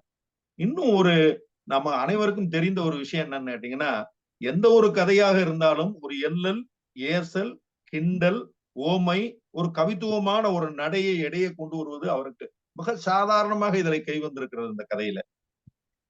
இந்த சந்திரன் என்கிற திங்களனார் என்பவர் ஒரு மிகச்சிறந்த படித்த ஒரு பேராசிரியராக காட்டப்படுகிறார். அவர் தன் சந்திரன் என்கிற பெயரை தானே திங்களனார் என்று மாற்றிக்கொண்டதோடு அல்லாமல் அவர் பேசுகிற தமிழ் தூய தமிழ் என்கிற விதத்திலே ஒரு கடும் தமிழை பேசி எங்களை எல்லாம் கொன்று விடுவார் என்று கதையிலே சொல்லப்படுகிறது. ஆகவே இந்த ஆறு பேரோடு சேர்ந்து கதை சொல்லியுமாக இந்த சுப்பையா, கந்தையா என்பவர்களை பற்றிய குறிப்பு அதிகமாக இல்லை. 2 பேருடைய பேர் மட்டும்தான் சொல்லப்படுகிறது. இந்த 7 பேரும் அந்த குறுமலைக்கு போய்விட்டது. அப்படி போகும்போது அந்த மலையினுடைய காட்சியை மிக அற்புதமாக ஒரு சின்ன வர்ணனை மூலமாக அற்புதமாக காட்டுகிறார். எப்படின்னா, கோவை பழம் சிவந்திருந்தால் எப்படி இருக்குமோ அப்படி இருந்தது அந்த அடிவானம். அப்படின்னா கீழ்வானம் நம்ம சூரிய உதயம், அதாவது மறையும் சூரியனை நோக்கி அந்த மலை இருக்கிறது என்கிறவாறு எழுதுகிறார். இந்த கதையை படிக்கும்போது எங்கள் ஊர் கிராமத்துல இருக்கிற அந்த மேற்கு தொடர்ச்சி மலையினுடைய ஒரு சிறு குன்று எனக்கு அப்படியே ஞாபகம் வந்தது. இவர் வடித்து காட்டுகிற அந்த வர்ணனை முறைகளும் அவ்வளவு அற்புதமாக வடித்து காட்டுகிறார். 7 பேரும் மேல போயாச்சு. அப்ப தேநீர் அறிந்து கொண்டே அவர்களிடம் பேசிக் கொண்டிருக்கிறார்கள். அவர்களில் ஒருவராக இருக்கிற நண்பர் ராகவையா என்பவர் ஒரு சின்ன கருத்தை சொல்லுகிறார். இன்று நாம் எப்படி இந்த மலையிலிருந்து இந்த பக்கத்திலே இருக்கிற ஊர்களை எல்லாம் பார்த்து பிரமித்துக் கொண்டிருக்கிறோம். ஆனால் இந்த வந்ததனுடைய நோக்கம் நமக்கு எவ்வாறு ஒரு பயனுள்ள ஒரு பொழுதாக அமைய வேண்டுமே என்கிற போது அவர் ஒரு கருத்தை என்ன சொல்கிறார் என்று சொன்னால், அவரிடம் கேட்கிறார்கள் என்ன செய்தால் நல்லா இருக்கும்னு. அப்ப அவர் சொல்றாரு, இந்த நாம 7 பேர் இருக்கோம் இல்லையா, இந்த 7 பேரும் நம்மளுடைய வாழ்க்கையில் நடந்த, இளம் பருவத்தில் நடந்த ஏதாவது ஒரு காதல் சார்ந்த ஒரு அனுபவத்தை, நிச்சயம் ஒருவருடைய வாழ்க்கையில ஒரு சின்னதாக வேண்டும் ஆனாலும் ஒரு காதல் அனுபவம் இருக்கும். அதை கூட்டி குறைவு ஏதும் இல்லாத ஒரு வழியில நாம் நமது அனுபவத்தை பகிர்ந்து கொள்ள வேண்டும் என்று ஒரு கருத்தை அவர் சொல்லுகிறார். இதை 7 பேரும் ஏற்றுக்கொண்டாலும் கூட ஒரு மனத்தயக்கம் 7 பேருக்குமே இருக்கு. ஐயோ, நம்மளுடைய அந்தரங்கத்தை எப்படி பகிர்வது என்கிற ஒரு சின்ன தயக்கத்தோடு ஒருவாறாக ஒத்துக்கொள்கிறார். அப்ப யார் முதல்ல அந்த கதையை சொல்வது? அப்ப ஆளாளுக்கு ஒரு கருத்தை சொல்றாங்க. பேசாம ஒரு திருவிழா சீட்டு மாதிரி போட்டு யார் பேர் வருதோ அந்த வரிசை பிரகாரமே கதையை சொல்லிடலாமே அப்படிங்கும் போது அதுல இந்த திங்களனார் தான் சொல்றாரு. என்ன சொல்றாருன்னா, ஐயா அப்படி அது வேண்டாம், அகரை வரிசைப்படி நாம் இந்த கதையை சொல்லுவோம். அது அவங்களுடைய அனுபவ பகிர்வை நாம் கேட்டுக்கொள்வோம். உடனே என்ன நினைக்கிறாங்க, இதுல கணேசன் என்கிற பேர் அந்த காவில ஆரம்பிக்கிறதா அவரை தான் முதல்ல சொல்லுவாங்க அப்படிங்கிற போது எதிர்பார்த்துட்டு இருக்கும்போது அதே பேராசிரியர் என்ன செய்யறாரு, சந்திரன் என்கிற திங்களனார், இல்ல அவருடைய பேர் காவாக இருந்தாலும் ரங்கசாமி என்பவருக்கு உண்மையான பெயர் அரங்கசாமி. ஆகவே அவர் பேர் ஆல ஆரம்பிக்குது. ஆகவே அரங்கசாமி தான் முதல்ல சொல்லணும்னு ஒரு கட்டளை போடுறார். இதை கிட்டத்தட்ட எல்லாரும் ஏத்துக்கிறாங்க. அரங்கசாமி மிகவும் தயக்கத்தோடு அதை ஒத்துக்கொள்கிறார். ஆனால் அவங்க ஏற்கனவே திட்டமிட்டதுனால அவர் தவிர்க்கவும் முடியவில்லை. மிகுந்த தயக்கத்தோடு தன்னுடைய காதல் அனுபவத்தை சொல்கிறார். அந்த காதல் அனுபவத்தை அவர் சொல்லி முடிப்பதுதான் இந்த கதை. அதை நாம வேற விதத்துல இவர் மிக எளிதாக நகர்த்தி கொண்டு போயிருக்கலாம். ஆனால் அந்த சூழலை குருமலை என்கிற இடத்திலே தன் நண்பர்களுடைய குணாம்சங்களோடு இயற்கையை கண்டு ரசிக்கிற காட்சிகளோடு அவர் நகர்த்தி போவது மிக அற்புதமாக இருக்கு. நிறைய ஊமையெல்லாம் இருக்கு. முடிஞ்சாலும் ஒரு சில ஊமைகளை கூட நான் சுட்டி காட்டுறேன். இப்ப இவர் கதை அவர் தன்னுடைய அனுபவ பகிர்வை சொல்றார். யாரு? அரங்கசாமி. எப்படி ஆரம்பிக்கிறாரு என்று சொன்னால், அந்த இருக்கிற 7 பேர்ல அவர் தான் கொஞ்சம் வசதியானவர். அந்த அவர் தான் ஹோஸ்ட், அதான் அவர் தான் அந்த விருந்தினர்களை எல்லாம் அழைத்து அந்த நிகழ்ச்சியை நடத்துகிறவர். ஆகவே அந்த குருமலைக்கு பக்கத்துல இருக்கிற ஊர் அவருடைய ஊர். மிக பெரும் செல்வ குடும்பத்திலே பிறந்தவர். நிறைய விவசாயம் நடந்து கொண்டிருப்பதால் எந்த கவலையும் இல்லாத வாழ்க்கையை ஓட்டி கொண்டிருப்பவர். ஆகவே தன் இளமை பருவத்திலே அவரே இந்த கதையில சொல்வது போல வருகிறது. 10 அல்லது 18 வயது இருக்கும். அப்போது நான் படித்துக் கொண்டிருக்கிற காலம். நண்பர்களோடு நான் ஊர் பூராம் இருக்கிற ஒவ்வொரு இடமாக நடந்து சென்று பொழுதை போய்க் கொண்டிருந்தேன். அவ்வாறு இருக்கும்போது ஒரு நாள் எனது வீட்டுக்கு பக்கத்துல இருக்கிற ஒரு கட்டி முடிக்கப்படாத புதிய கட்டடத்தினுடைய படிக்கட்டிலே உட்கார்ந்து கதை பேசுவதற்கு எளிதாக இருக்கிறது என்று நண்பர்களோடு சேர்ந்து அமர்ந்து அந்த வேலையை நான் செய்து கொண்டிருந்தேன். அப்போது எனக்கு எதிரே, அந்த வீட்டிற்கு எதிரே மாலை ஆனதும் தபால்காரர் தபால் பையை கொட்டி அந்த கிராமத்திலே கொட்டி அவர்களுடைய தபாலை பிரித்து கொடுப்பதோடு அல்லாமல் அன்றைய செய்தித்தாளை எடுத்து வைப்பார். உடனே நான் போய் அந்த செய்தித்தாளை வாங்கி முதலில் நான் வாசித்து விடுவேன். பின்பு எனக்கடுத்து என்னுடைய நண்பர், என்னோட எப்போதும் பயணம் செல்கிற அன்புக்குரிய நண்பர் அதை வாங்கி ஒரு பக்கம் விடாமல், ஒரு வரி விடாமல், அவன் ஒன்று விடாமல் எனக்கு படித்து மீதம் இருப்பதை பூரா எனக்கு சொல்லுவான். இதே வாடிக்கையாக நாங்கள் தினசரி நடந்து கொண்டிருந்தோம். அப்படி நடந்து கொண்டிருக்கும் போது ஒரு நாள் தற்செயலாக எதிரே இருக்கிற வீடை பார்க்கிறார். அந்த வீடு ஏற்கனவே பேய் வீடு என்ற ஒரு பெயரை எடுத்த வீடு. அங்கே இருந்த ஒரு பெண்மணி ஏதோ ஒரு காரணத்திற்காக தூக்கு போட்டு தற்கொலை பண்ணி கொண்ட காரணத்தினால் அந்த வீட்டை அதிகமாக யாரும் குடியேறுவது இல்லை. பெரும்பாலான நாட்கள் அது காலியாகத்தான் இருக்கும். அப்படி இருக்கிற காலகட்டத்துல இவர் அந்த பார்க்கிற அந்த தினத்தன்று எதிரே இருக்கிற ஜன்னல் ஒரு சற்று விலகுகிற சன்னல்ல 2 கண்கள் மட்டும் தெரிகிறது. உடனே ஒரு வாலிப பிராயம், அந்த வாலிப பிராயம் எப்படிப்பட்டதுங்கிறத மிக அற்புதமாக கீரா அங்க வடித்து காட்டுகிறார். உடனே அந்த கண்ணை பாக்குறாரு. கண்ணு இங்கே அங்கேயுமா போக்கு காட்டுது.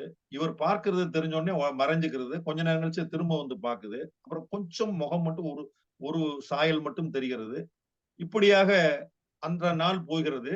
மீண்டும் இவருக்கு மனதுக்குள்ளே ஒரு கிளர்ச்சி, மீண்டும் மீண்டும் அந்த கண்களை பார்க்க வேண்டும் என்று தோன்றினாலும் கூட உள்ளூருக்குள்ளே பிரச்சனைகள் ஏதும் இருந்து விடக்கூடாது, இது யார் என்று தெரியாமல் நாமல் வேறு விதமாக நடவடிக்கை இருக்கக்கூடாது என்பதற்காக போய்விடுகிறார்.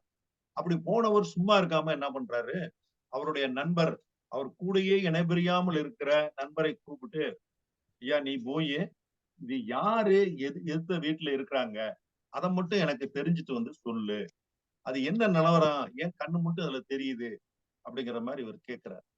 கேட்ட உடனே அவர் எப்படின்னா அவருடைய குணாம்சத்தை ரொம்ப அருமையா சொல்றாரு. ஒரு ஒரு ஒரு ஒரு சின்ன வேலையை செய்து சொன்னால் கூட அதை பெரிய அளவுல திட்டமிட்டு மிக சிறப்பாக செய்து முடிக்கக்கூடிய ஒரு நண்பர் அவர். ஆகவே அவர் என்ன பண்றாரு, சரி நான் போய் விசாரிச்சுட்டு வர்றேன் அப்படின்ட்டு போயிட்டு அந்த வீட்டுல இப்ப புதுசா வந்திருக்கிற போஸ்ட் மாஸ்டர் குடி வந்திருக்கிறார். இவர் கேட்கும் போதே யாரெல்லாம் இருக்கா என்ன ஏதுன்னு தெரிஞ்சுட்டு வாங்குற மாதிரி சொல்றாரு. அப்ப அந்த வீட்டுல ஒரே ஒரு பெண் குழந்தை மட்டும்தான் இருக்கு. உங்க கணவன் மனைவி இல்லாமல் ஒரே ஒரு பெண் குழந்தை மட்டும்தான் இருக்கு அப்படிங்கிற தகவலை சொல்றாரு. இப்போ இவருக்கு கூட்டி கழிச்சு பார்க்கும்போது என்ன சொல்லுதுன்னா, இவருடைய சகோதரி 6ஆம் வகுப்பு படிக்கிற சகோதரியோடு ஒரு பெண் புதிதாக போவதை நாம் பார்த்து கொண்டிருக்கிறோமே கொஞ்ச நாளா. அப்ப அந்த வீட்டு பொண்ணா தான் இருக்கணும். அவள் மிகச்சிறந்த அழகியாக இருக்கிறாள். அந்த வீட்டுல இருந்தா வரணும்னு ஒரு முடிவுக்கு வர்றார். அப்ப இந்த கதை சொல்லியினுடைய பருவம், வயது, அவருடைய சகோதரியுடைய வயதெல்லாம் வச்சு பார்க்கும்போது இவருக்கு 18 வயதும் அந்த பெண்ணுக்கு 12 வயது தான் இருந்தது. ஏதோ கம்பராமாயணத்துல கம்பருக்கும் சீதைக்கும் இது ராமனுக்கும் சீதைக்கும் ஏற்பட்ட காதலை சொல்வது போல மிக நயமாக அதை அந்த வார்த்தைகளால் இங்க வடித்தெடுக்கிறார். இது கொஞ்ச நாள் இது நடக்குது. ஒரு ஆர்வத்தோட தினசரி உட்கார்ந்து பேப்பர் படிக்கிறதை காட்டிலும் அந்த கண்களை பார்ப்பதிலேயே ஆர்வமா இருக்கிறார். இந்த கண்கள் கொஞ்சம் கொஞ்சமாக இவருக்கு போக்கு காட்டியதோடு இல்லாமல் இவரை நிலைத்து பார்க்கிற மாதிரி இருக்கு. ஒரு நாள் திடீர்னு அவர் வீட்டுல வந்து படுத்து தூங்கிட்டு இருக்கிறாரு. சாப்பிட்டு உணவு உண்டு ஆயாசமா படுத்திருக்கிறாரு. படுத்திருக்கும் போது பக்கத்து வீட்டுல அடுத்த தெருவுல இருந்த ஒரு சிறுவன் வந்து வீட்டுக்குள்ள வர்றான். அவன் வரும்போது நல்லாவே சொல்றாரு. சொல்லாம கொள்ளாம கூட வருவான். இந்த ஊருக்குள்ள பக்கத்துல வந்து உட்காருவான். எதையாவது ஒண்ணு எடுத்து பார்ப்பான். இல்ல ஏதாவது சாப்பிடறதுக்கு வச்சா சாப்பிடுவான். என்னன்னு கூட கேட்க மாட்டான். அவன் பாட்டுக்கு சொல்லாம கூட எந்திரிச்சு போயிடுவான். அப்படி ஒரு பையன் தான் வந்திருக்கான் போல் இருக்கு அப்படின்ட்டு, யாரப்பா நீன்னு. ஆனா எதிர் வீட்டு அக்கா உங்ககிட்ட ஒரு கடிதம் கொடுத்தாங்க அப்படின்னு ஒரு கடிதத்தை கொடுத்தான். கடிதத்தை வாங்கி ஆவலோடு வாங்கினேன். அவன் முன்னாடி படிக்க வேண்டாம்னு சரி நீ போயிட்டு வா. இல்ல அவனுக்கு இந்த கடிதத்துக்கு பதில் கேட்டாங்க. சரிடா என்னன்னு பார்த்துட்டு சொல்றேன்டான்னு அனுப்பிடுறாரு. அனுப்பிட்டு பார்த்தா ஸ்ட்ரைட்டா அந்த கடிதத்துல என்ன எழுதியிருக்குன்னு கேட்டீங்கன்னா, உங்களை எனக்கு மிகவும் பிடித்திருக்கிறது. நாம் திருமணம் பண்ணிக் கொள்வோமா? நீங்கள் அதை சம்மதிக்கிறீர்களா? இதே வார்த்தையை 2 தடவை எழுதி அந்த பேர் வந்து ரோசம்மா என்கிற ரோசி அப்படிங்கிற பேரை போட்டிருக்கு. இவருக்கு தூக்கி வாரி போடுது. ஐயோ கண்களை பார்த்தோம். ஒரு ஒரு ஒரு இன கவர்ச்சி, ஒரு பருவத்திற்குரிய கவர்ச்சியாக நாம் நினைத்தோம். இந்த பெண்மணி என்னவென்று சொன்னால் கதவெடுக்கிலே பார்த்து விட்டுட்டு 2 நாள்ல 3 நாள்ல எனக்கு வந்து என்னை திருமணம் பண்ணி கொள்கிறாயா? உன் சம்மதம் என்ன? என்று கராராக கேட்கிறாரு அப்படின்னு இவர் தவிச்சு போயிடுறாரு. தவிச்சு போயிட்டு என்ன பண்றாருன்னா, அவருடைய நண்பரை பழையபடிக்கும் கூப்பிடுறாரு. என்ன நண்பா இப்படி நடந்துகிட்டு இருக்கு. இப்படி ஒரு கடிதம் வந்திருக்கு எனக்கு. இதுக்கு நான் என்ன பதில் சொல்றதுன்னா, அவருக்கு எனக்கு இது ஒண்ணும் பெரிய ஆச்சரியமா இருக்கப்பா, அதிசயமா இருக்கு. இதுக்கு நாம என்ன பதில் சொல்ல முடியும்னு எனக்கும் தெரியல அப்படின்னு சொல்றாரு. இது ஒரு நாள் நடக்குது. அங்கிட்டு ஒரு 2 நாள் கழிச்சு மீண்டும் அதே சிறுவன் வருகிறான். மீண்டும் ஒரு கடிதத்தை கொண்டு வர்றான். அண்ணா இது அக்கா கொடுத்து விட்டாங்க. இதுக்கு கட்டாயம் பதில் கேட்கிறாங்க அப்படின்னு ஒரு கடிதத்தை கொடுக்குறான். அந்த கடிதத்துல என்ன சொல்லப்பட்டிருக்குன்னா, நான் ஒரு பெண்ணாகிய நானே என்னுடைய தயக்கத்தை விட்டு என்னை திருமணம் பண்ணிக் கொள்கிறாயா என்று கேட்ட போதும் நீ எந்த பதிலும் சொல்லாம இருக்கிறாயே, உன்னுடைய சம்மதத்தை எனக்கு உடனே தெரிவி என்கிறது போல அந்த கடிதத்துல இருக்கு. இவருக்கு மிகவும் அதிர்ச்சியாக இருக்கிறது. உடனே இவர் என்ன பண்றாரு, அந்த பையன்கிட்ட சொல்லிட்டு கொஞ்சம் இருடா அப்படின்ட்டு இவர் எழுதுறாரு. என்ன எழுதுறாருன்னா, இது உடனடியாக எடுக்கக்கூடிய முடிவு அல்ல. இதை பரிசீலனை செய்ய வேண்டியது இருக்கிறது. கொஞ்சம் பொறுத்து கொள்ளவும் அப்படின்னு எழுதி அந்த பையன்கிட்டே கொடுத்து அனுப்பிடுறாரு. இந்த பையன் போயிடுறான். இந்த நண்பர்கள் 2 பேரும் பேசிக்கிட்டு இருக்காங்க. கொஞ்ச நேரத்துல பாத்தீங்கன்னா வெளியே பெரிய கலவரமா இருக்கு ஊருக்குள்ள, அந்த கிராமத்துல. இப்ப இந்த நண்பரை அனுப்பி விட்டு நீ என்ன இன்னும் பாட்டு வா அப்படிங்கும் போது அவர் போய் பார்த்துட்டு வந்து சொல்றாரு, டேய் நீ கொடுத்து விட்ட கடிதத்தை இடையில சந்தேகப்பட்ட ஊர்க்காரங்க 2 பேரும் வழிமறிச்சு புறம் பார்த்துட்டாங்க. இப்ப விஷயம் ஊருக்குள்ள எல்லார்ட்டையும் இது பேச ஆரம்பிச்சிட்டாங்க. அதுதான் ஒருத்தர் உடனே அதுல ஒரு கூட்டம் போய் கிளம்பி போய் என்ன பண்றாங்கன்னு கேட்டீங்கன்னா, அந்த போஸ்ட் மாஸ்டர்கிட்ட போய் இந்த கடிதத்தை காமிச்சு, உன் மகளுடைய லட்சணத்தை பாத்தியா? இந்த ஊர்ல இருக்கிற இளைஞர்கள் எல்லாம் கெடுக்கிறா உன் மக. இதுக்கு நீ என்ன பதில் சொல்றேன்னு தகராறுக்கு போயிடுறாங்க. தகராறுக்கு போன உடனே அவர் இது வந்து அவமானம் தாங்க மாட்டாமல், இதற்கு என்ன பதில் சொல்வது என்றது தெரியாமல், நான் உடனே இதன் மீது முடிவெடுக்கிறேன் என்று மட்டும் அவர்களை அனுப்பி விட்டுட்டு, மறுநாளே ஒரு வாகனத்தை கொண்டு வர செய்து, இந்த பொண்ணையும் அதுல இருக்கிற வீட்டுல இருக்க எல்லா ஜாமானையும் உள்ளதுக்கு போட்டுட்டு எங்க போறோம் என்று சொல்லாமே போய் கிளம்பி போயிடுறாரு.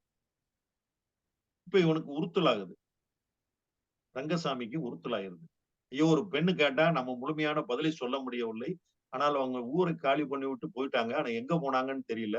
அப்படியே இதை நாம வேற ஏதாவது ஒன்றுக்கு ஒன்று ஆகிவிட்டால் சிரமமாச்சே.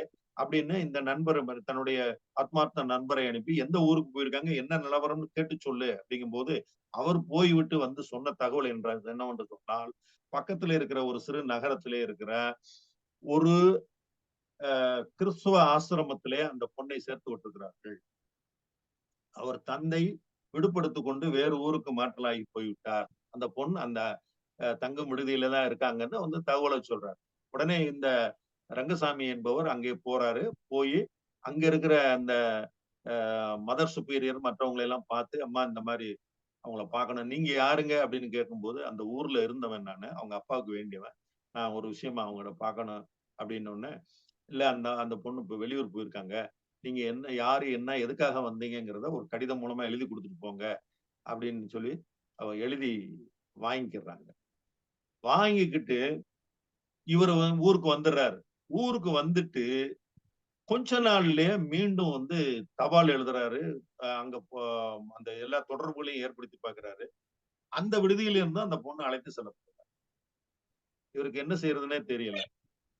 தன்னை நோக்கி வந்த ஒரு பெண்ணை ஏற்கவும் இல்லாமல் மறுக்கவும் இல்லாமல் கைவிட்ட நிலையிலே இருக்கிறோமே என்கிற மன உறுத்தலோடு அவர் இருக்கும் போதே இவங்க வீட்டுல இந்த பையன் இப்படி எல்லாம் ஒரு மாற்றமான ஒரு சூழல்ல இருக்கானேன்ட்டு அவங்க வீட்டுல பெண் பார்த்து பேச ஆரம்பிக்கிறாங்க.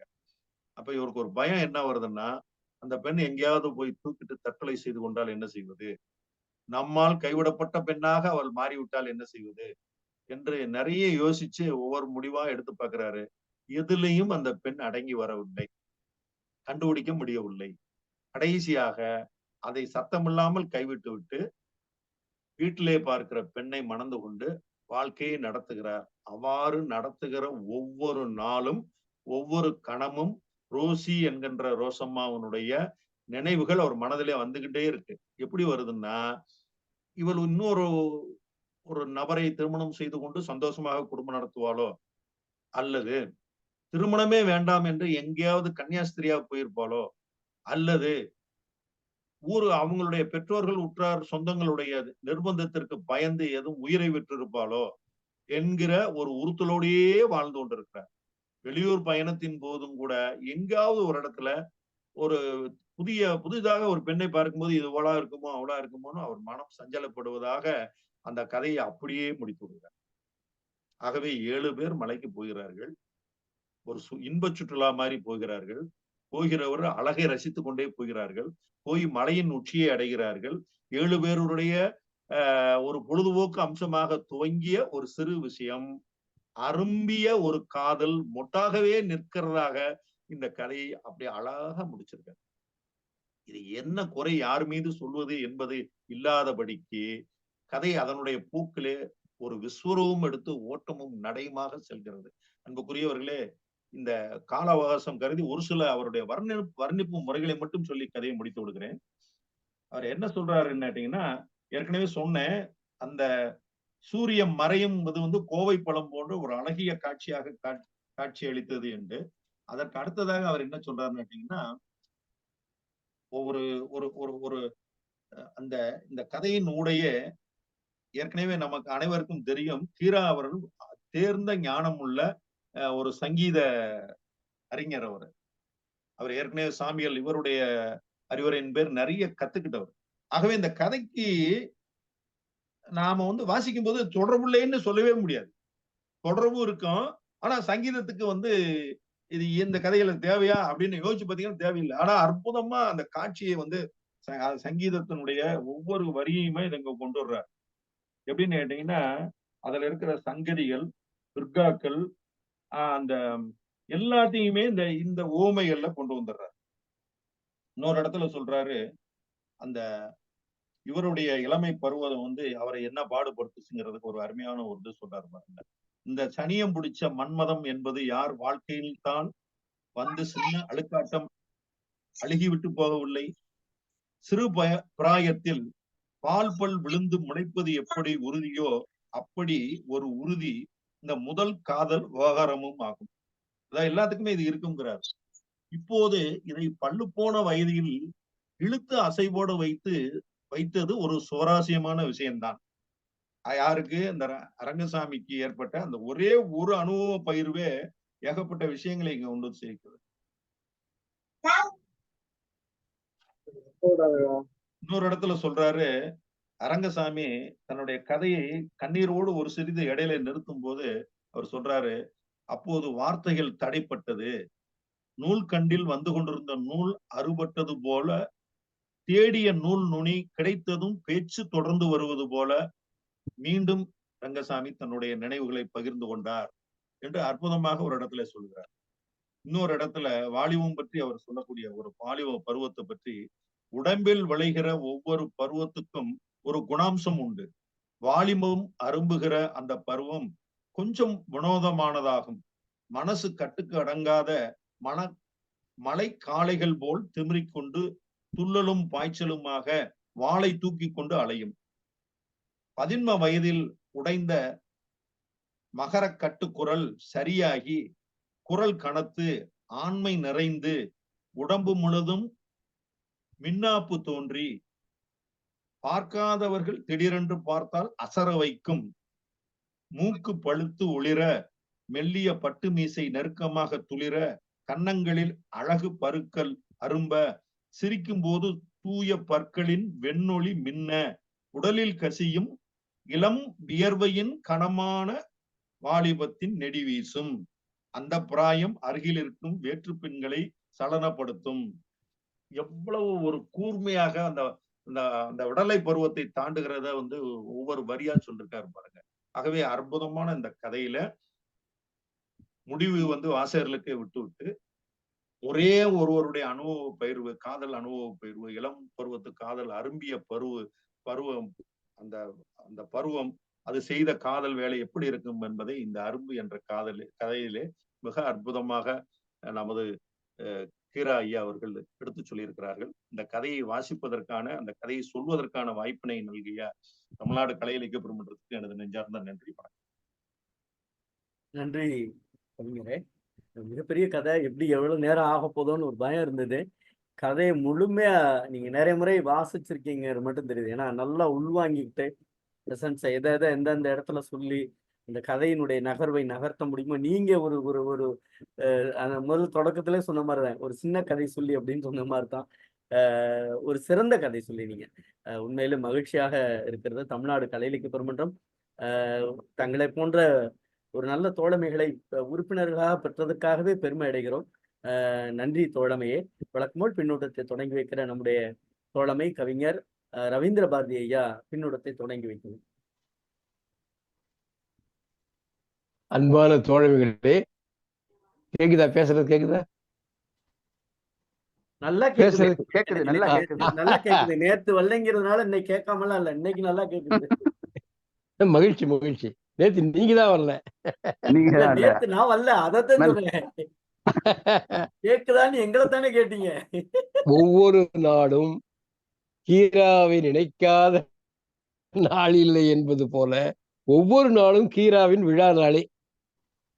நேற்று எப்படி இருந்ததோ அதை விஞ்சுகிற அளவுக்கு இன்றைக்கு அமைந்திருக்கிறது. அவருடனான அந்த இனிய அனுபவத்தை அரங்க முருகையன் அவர்கள் பகிர்ந்து கொண்டது மிக சிறப்பு. அது நாமே கூட இருந்து அந்த கணபதி அம்மாவனுடைய கைப்பக்குவத்தை சுவைத்தது போன்ற ஒரு உணர்வை ஏற்படுத்தி விட்டார். ஒரு என்ன கலை இலக்கிய உறவு என்பது குடும்பத்தோடு சேர்ந்த உறவாக எல்லா மனிதர்களையும் நேசிக்கக்கூடிய ஒரு அற்புதமான ஆளுமையாக கீரா அவர்கள் கலை இலக்கியத்தில் அவர் எவ்வளவு மேதவியோ அதே போல கலை வேறு வாழ்க்கை வேறு அல்ல, இலக்கியம் வேறு வாழ்க்கை வேறு அல்ல, எழுத்து வேறு வாழ்க்கை வேறு இல்லை என்பது போல எழுத்தாகவே வாழ்ந்தால் வாழ்வதையே எழுதினார். அந்த அனுபவத்தை தன் சக தோழர்களோடு எப்படி அருமையாக பழகி அவருடைய அன்பையெல்லாம் வென்று இருக்கிறார். அற்புதமான மனிதர். நமக்கு தமிழுக்கு கிடைத்த மிகப்பெரிய கொடை கீரா அவர்கள். அதை ரொம்ப அழகாக அரங்க முருகையன் அவர்கள் மிக அருமையாக எடுத்து வைத்தார். அவருக்கும் என்னுடைய அன்பும் வாழ்த்துக்களையும் கூறிக்கொள்கிறேன். அடுத்து மதுரை தந்த நல்ல செல்வம் நம்முடைய கவிஞர் மு. செல்லா அவர். ஏன்னா நடைவண்டி, அவரோட நினைக்கும் முதல்ல நடைவண்டி ஞாபகத்துக்கு வரும். அருமையான கவிஞர், நல்ல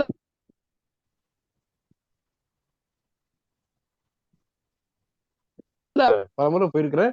மதுரையில் அவரோடு ஆனந்த நெருங்கி பழகி இருக்கிற அற்புதம்.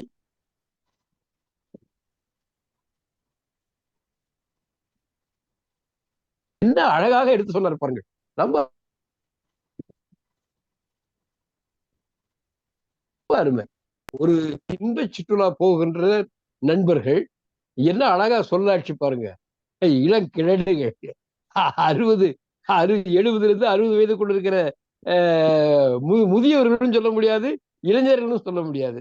ஆனா முதுமையை நோக்கி பயணிக்கிறவர்கள், அதை இளங்கிழடுகள் என்று என்ன அழகா சொல்றாரு பாருங்க. இவங்க எல்லாம் போய் உட்கார்ந்துக்கிட்டு எப்பவுமே இந்த கிழவனுங்க என்ன பண்ணுவாங்கன்னா தங்களுடைய இளமைக்கால பெருமைகளையே பேசுவாங்க. அது அவர்களுடைய இயல்பு. ஏன்னா அது கடந்து போய்விட்டது, மறுபடியும் இளமைக்கு திரும்ப முடியாது. அது அவருடைய இயல்பு. அந்த இயல்பை, அந்த வயதானவருடைய அந்த இயல்பை இந்த கதையில என்ன லாவகமா கொண்டு வந்து எவ்வளவு அழகாக பின்னி இருக்கிறார் பாருங்க. அந்த கோவை படம் போல சிவந்த வானம், அவருடைய அந்த இசை புலமை இருக்கே, இசையில கீரா அவர்கள் ரொம்ப மேன்மையானவர். அவங்க கீராவுக்கு எழுதின கடிதங்கள் இருக்கு பாருங்க, அழகிரிசாமி கடிதங்கள்.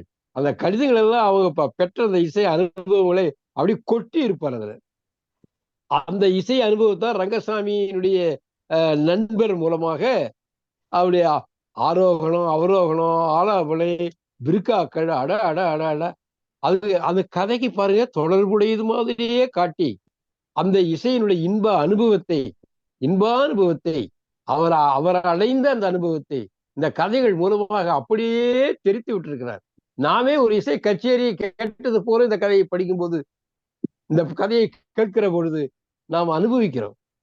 இசைக்கு அவ்வளவு வல்லமை. அந்த வல்லமையே அவரால் எப்பவும் இசையை பத்தி நினைக்காம இருக்க முடியாது, பேசாம இருக்க முடியாது, சொல்லாம இருக்க முடியாது, எழுதாம இருக்க முடியாது.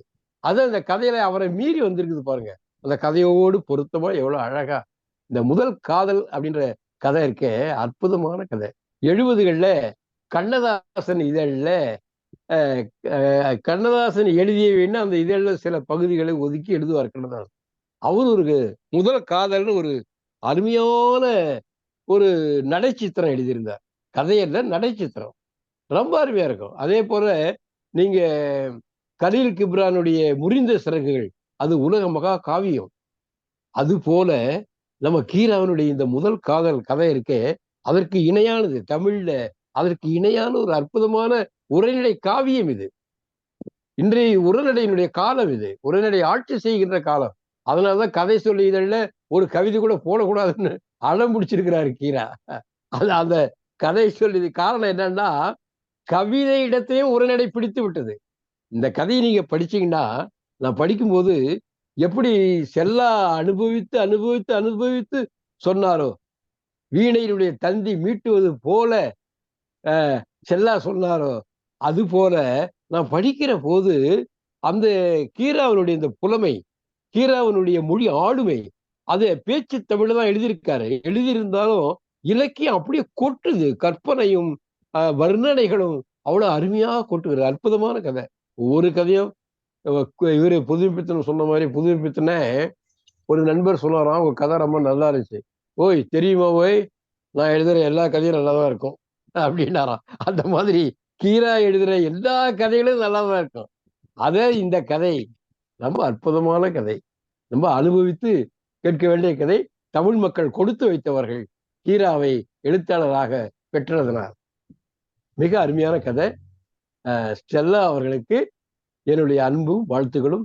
இந்த களத்தை ஏற்படுத்தி கொடுத்த தமிழ்நாடு கலை இலக்கிய பெருமிடத்தினுடைய பொதுச் செயலாளர் நம்முடைய அன்பிற்குரிய மருத்துவர் அறம் அவர்களுக்கும், அவருக்கு உறுதுணையாக இருந்து தினந்தோறும் இதை நிகழ்த்தி கொண்டிருக்கின்ற நெறியாளர் ஐயா கருமுருகன் அவர்களுக்கும், இந்த தமிழ்நாடு கலை இலக்கிய இலக்கிய அமைப்புக்கும், உலகம் பூராவும் இதை கேட்டு ரசித்துக் கொண்டிருக்கிற அருமை தமிழ் நெஞ்சங்களுக்கும் அன்பும் நன்றியும் வாழ்த்துக்களும். குறிப்பாக கீராவுடைய குடும்பத்தைச் சேர்ந்த அருமை சகோதரர் நம்முடைய அன்பிற்குரிய பிரபாகரன் அவர்கள் தினந்தோறும் வருகிறார்கள். அவர்களுக்கும் நாம் கீராவினுடைய நினைவாக அவருக்கும் நம்முடைய வாழ்த்துக்களை தெரிவித்துக் கொள்வோம். நன்றி, வணக்கம். நன்றி கவிஞர் பெருந்தகையே.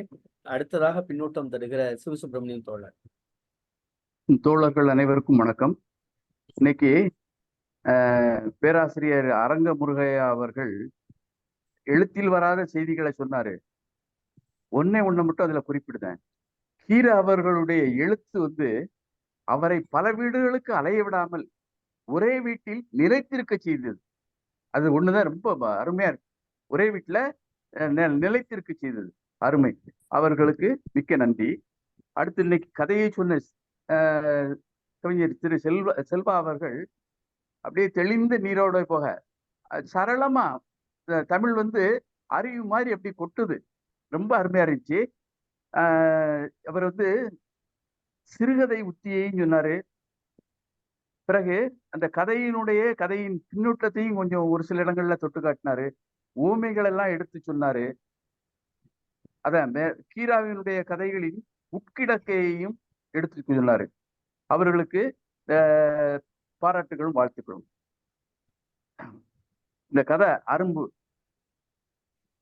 அதாவது ரெங்கசாமியினுடைய மலரும் நினைவுகள் தான். ஆனா மலராத நினைவுகள் அரும்பாகவே போயிட்டு, மலரும் நினைவுகள் அரும்பாகவே நின்றது.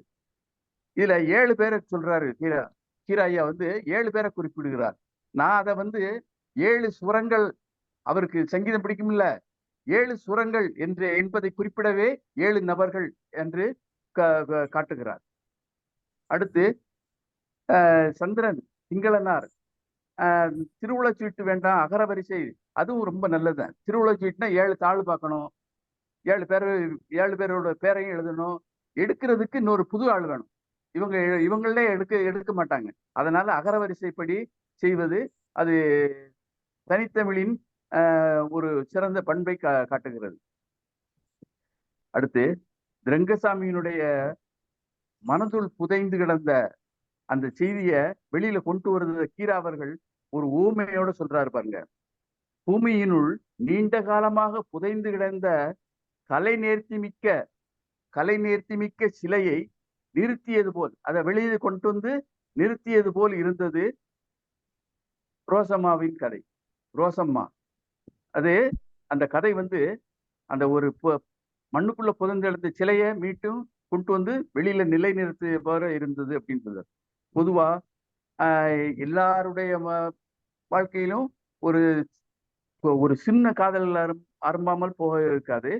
அதை விளக்கும் வகையில் இந்த கதை அமைந்துள்ளது. ரொம்ப அருமையான கதை. அந்த மீதி 6 பேருக்கும் 6 பேர் காதல் கதையை சொல்ல முடியாம போயிருது. ஆனா 6 பேர் காதல் கதை இருந்திருக்கும். அது பொதுவாக என்னோட முடிவு என்னன்னா, ஒவ்வொருத்தர் மனதிலும் ஏதாவது ஒரு ரகசியத்தோட அவர் புதைக்கப்படுகிறார். அந்த ரகசியமும் புதைந்து போகிறது என்றே சொல்ல தோன்றுகிறது. வாய்ப்புக்கு நன்றி. நன்றி தோழமையே. அடுத்ததாக நம்முடைய முனைவர் மேரியம்மன். வணக்கம்.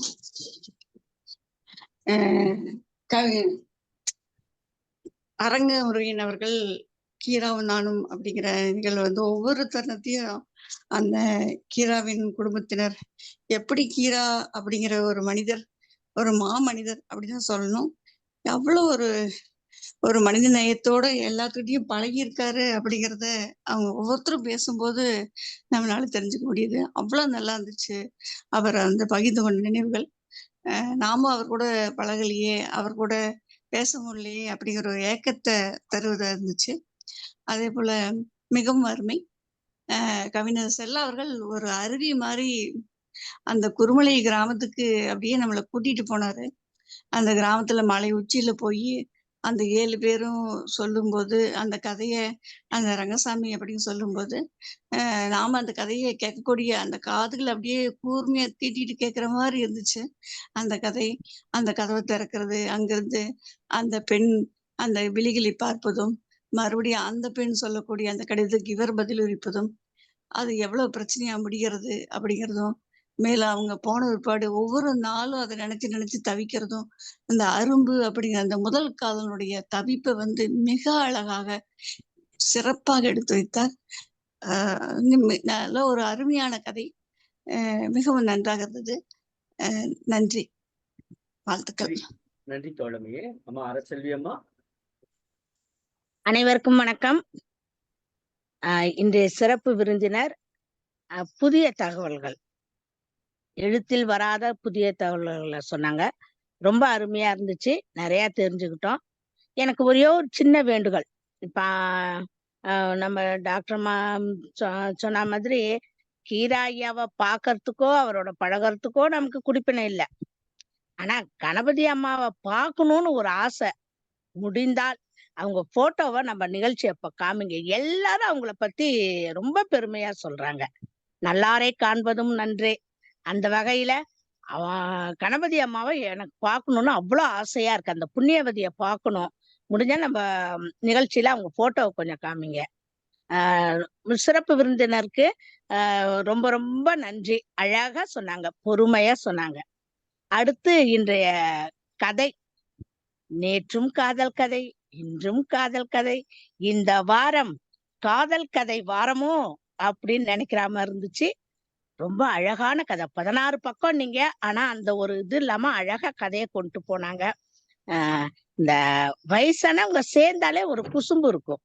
அந்த வகையில அந்த எதையாவது ஒண்ணு பேசி அந்த சூழ்நிலையை சுவாரஸ்யமா ஆக்கணும் போது அவங்கவுங்க மனசுல இருக்கிற அந்த காதலை சொல்லணும்னு சொல்றாங்க. அந்த அடுத்தவங்க காதல் கதையை கேட்கறதுல கூட ஒரு சுகம் இருக்கு போல இருக்கு. இப்ப சொல்லும் போது அவ்வளவு அழகா கேட்க முடிஞ்சது. எல்லார் மனசுக்குள்ளயும் ஒரு முதல் காதல் இருக்கும். யாரும் இல்லைன்னு மட்டும் சொல்ல முடியாது. எல்லார் மனசுக்குள்ளயும் ஒரு முதல் காதல், அது மனசுல ஆழமா அழகா ஒரு ஓரமா வச்சுக்கிட்டே இருப்பாங்க. ஐயா அவர்கள் சொன்ன மாதிரி அவர்களோடு அது புதைக்கப்படுகிறது. அது ரகசியம்னு கூட சொல்ல முடியாது. சிலர் தோல்வியில் முடிந்த காதலாக கூட இருக்கலாம். காதல் எங்கே வெற்றி பெறுகிறது, எங்கே வாழ்கிறது என்றால் அது தோல்வியில் முடியும் காதல் தான். வெற்றி பெறும் காதலை கூட சொல்ல முடியாது, அது கேள்விக்குறி. தோல்வியில் முடியும் காதல் தான் வெற்றியாக வாழ்ந்து கொண்டிருக்கும்.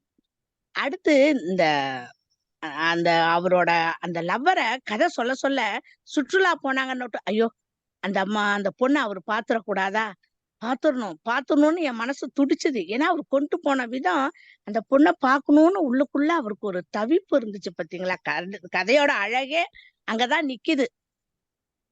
எனக்கும் ஐயோ அந்த சுற்றுலாவுல அந்த பொண்ணை எங்கேயாவது பாத்துற மாட்டாரா, தூரம் நின்னு அவருக்கு அந்த தவிப்பு கொஞ்சம் அடங்காதா, கதையை அப்படி முடிக்க மாட்டாரான்னு ஒரு ஏக்கம் இருந்துச்சு. ஆனா கடைசி வரைக்குமே அவரு தன்னோட அந்த மனசுல இருந்த பொண்ணை பார்க்க முடியாம போச்சு. ஒரு தவிப்பு, ஒரு எதிர்பார்ப்பு, அடுத்து என்னன்னு ஒரு இதோட இன்றைய கதை போனது ரொம்ப ரொம்ப நல்லா இருந்துச்சு. நல்லா இருக்கு. காதல் கதையும் எந்த ஒரு ஆபாசமும் இல்லாம, எந்த ஒரு இதுவும் இல்லாம எளிமையா அழகா கொண்டு போயிருக்காரு கீரா ஐயா. அந்த கதையை அவசியம் நான் படிக்கணும்னு ரொம்ப ஆசையா இருக்கு.